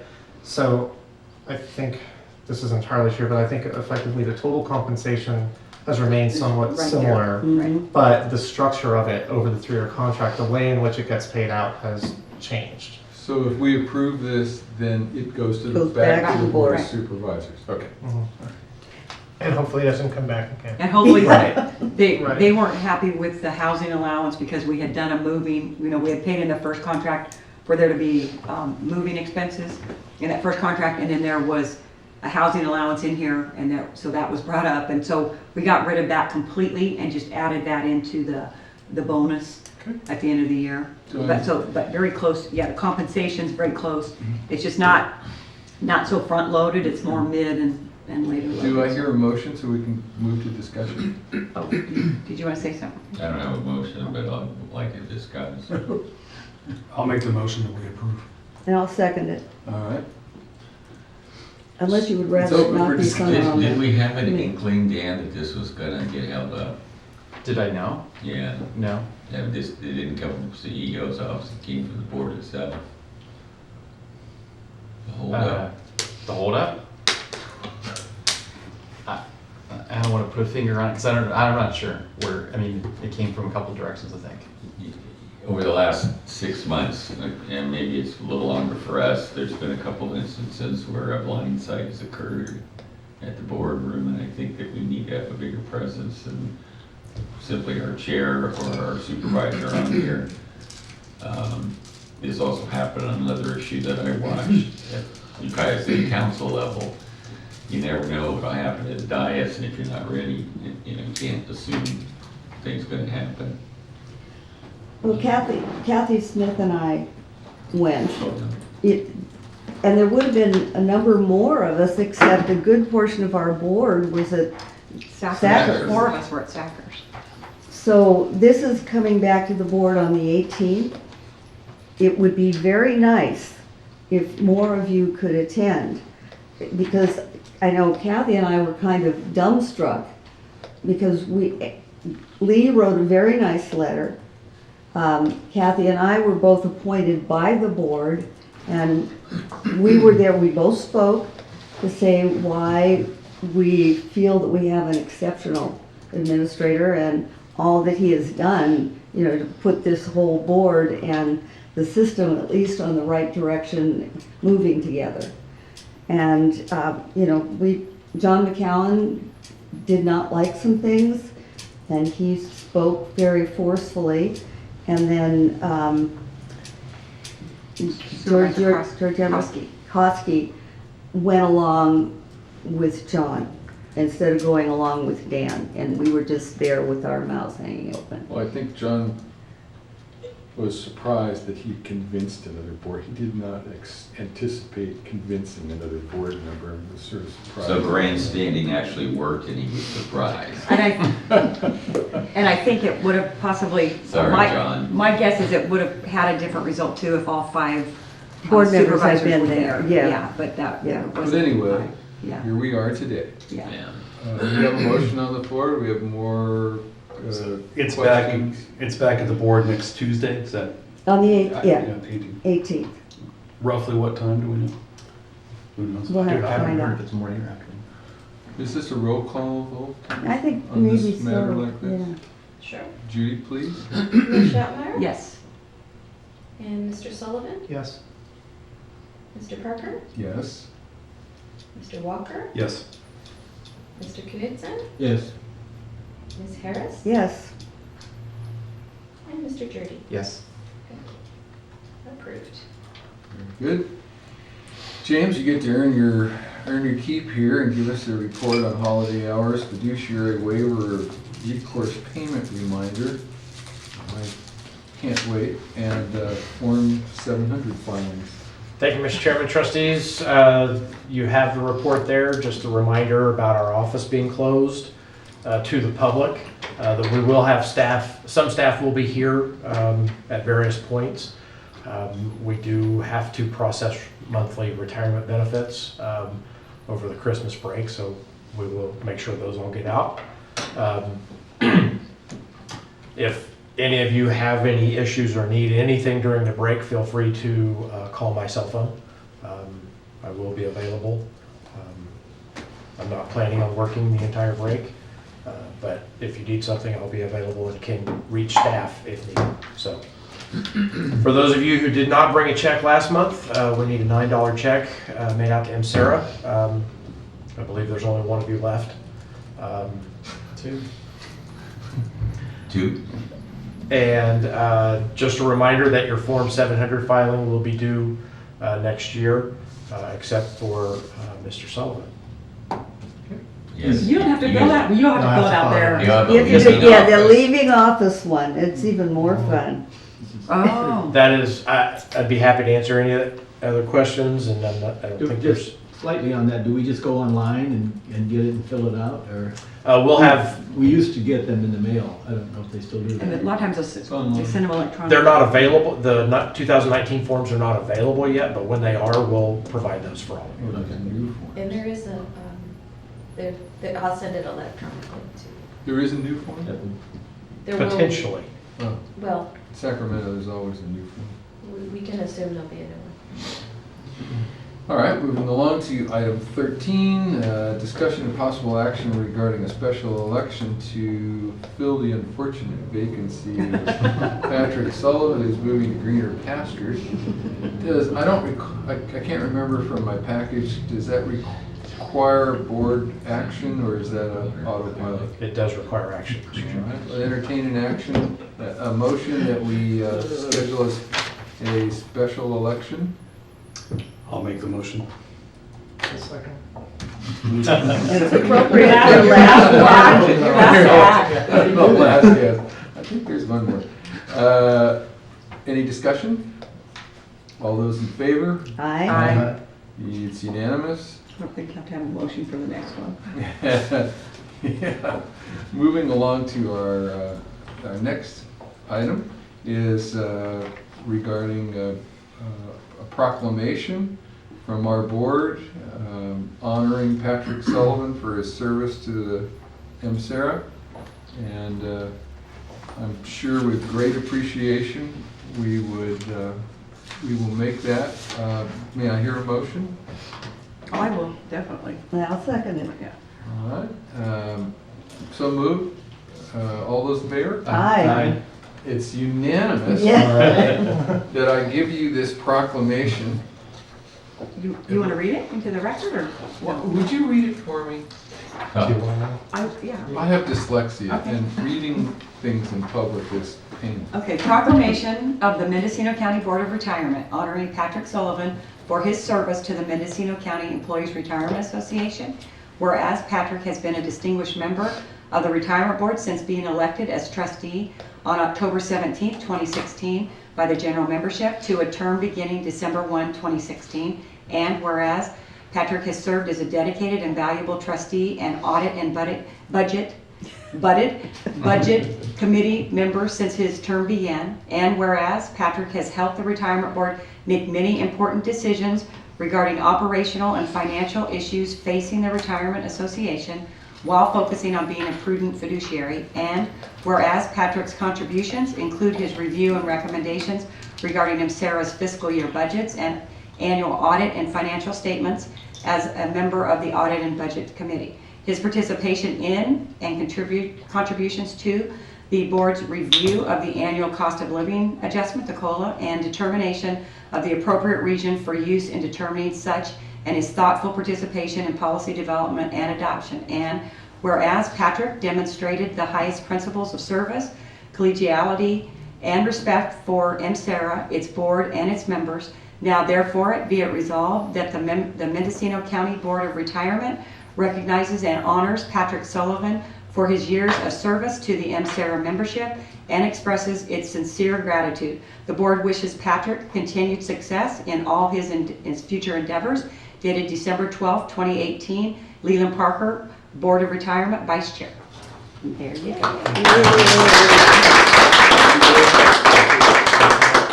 I just want to say it's been a real privilege to serve with everyone on this board. It's been a very valuable experience for me. I'm very sorry to, have to leave it. I wish there was a way I could have made it work. But yeah, I wish everyone the best here. I'm gonna miss everybody. Yeah, we'll miss you. Back at you, Patrick. Yeah, good luck in your new, what's your new position in Lake County? It's titled Tax Administrator. It's in the CAO's office. So great. it's a new job, so I'll be starting it fresh next month. Much success. Thank you. Yeah. You've gone to the dark side, haven't you? All right, and our final item, number 15, is a general board membership discussion. Why doesn't mine say that? Have we left anything It's not on behind? the agenda itself. Okay. Have we left any stones unturned today? No, but I just talked to James a few minutes ago. It seems to me we ought to do something Christmassy together. If you disagree, please tell me. But, I just live at the end of Perkins and up the hill. We could have an after meeting lunch, casual, whatever, with the year for me to clean my house. Can we do it in January? And we could do it in January too. We could have a first of the year, just something where we can get together where we don't have to just do business. And please don't be afraid to say you think it's a bad idea. It's a good idea. You're talking about next year. Next year. Can we use the same caterer? Yeah, same caterer and invite, have everybody come, staff and board. Wonderful idea. Bravo. Thanks. You couldn't say Anything no to else? my face. If there's nothing else, then we're adjourned at 1:24. Merry Christmas, everybody. Thanks for putting up with me. You did great. I can't believe it. First time you did great. No, you've done this before. This is not your first rodeo.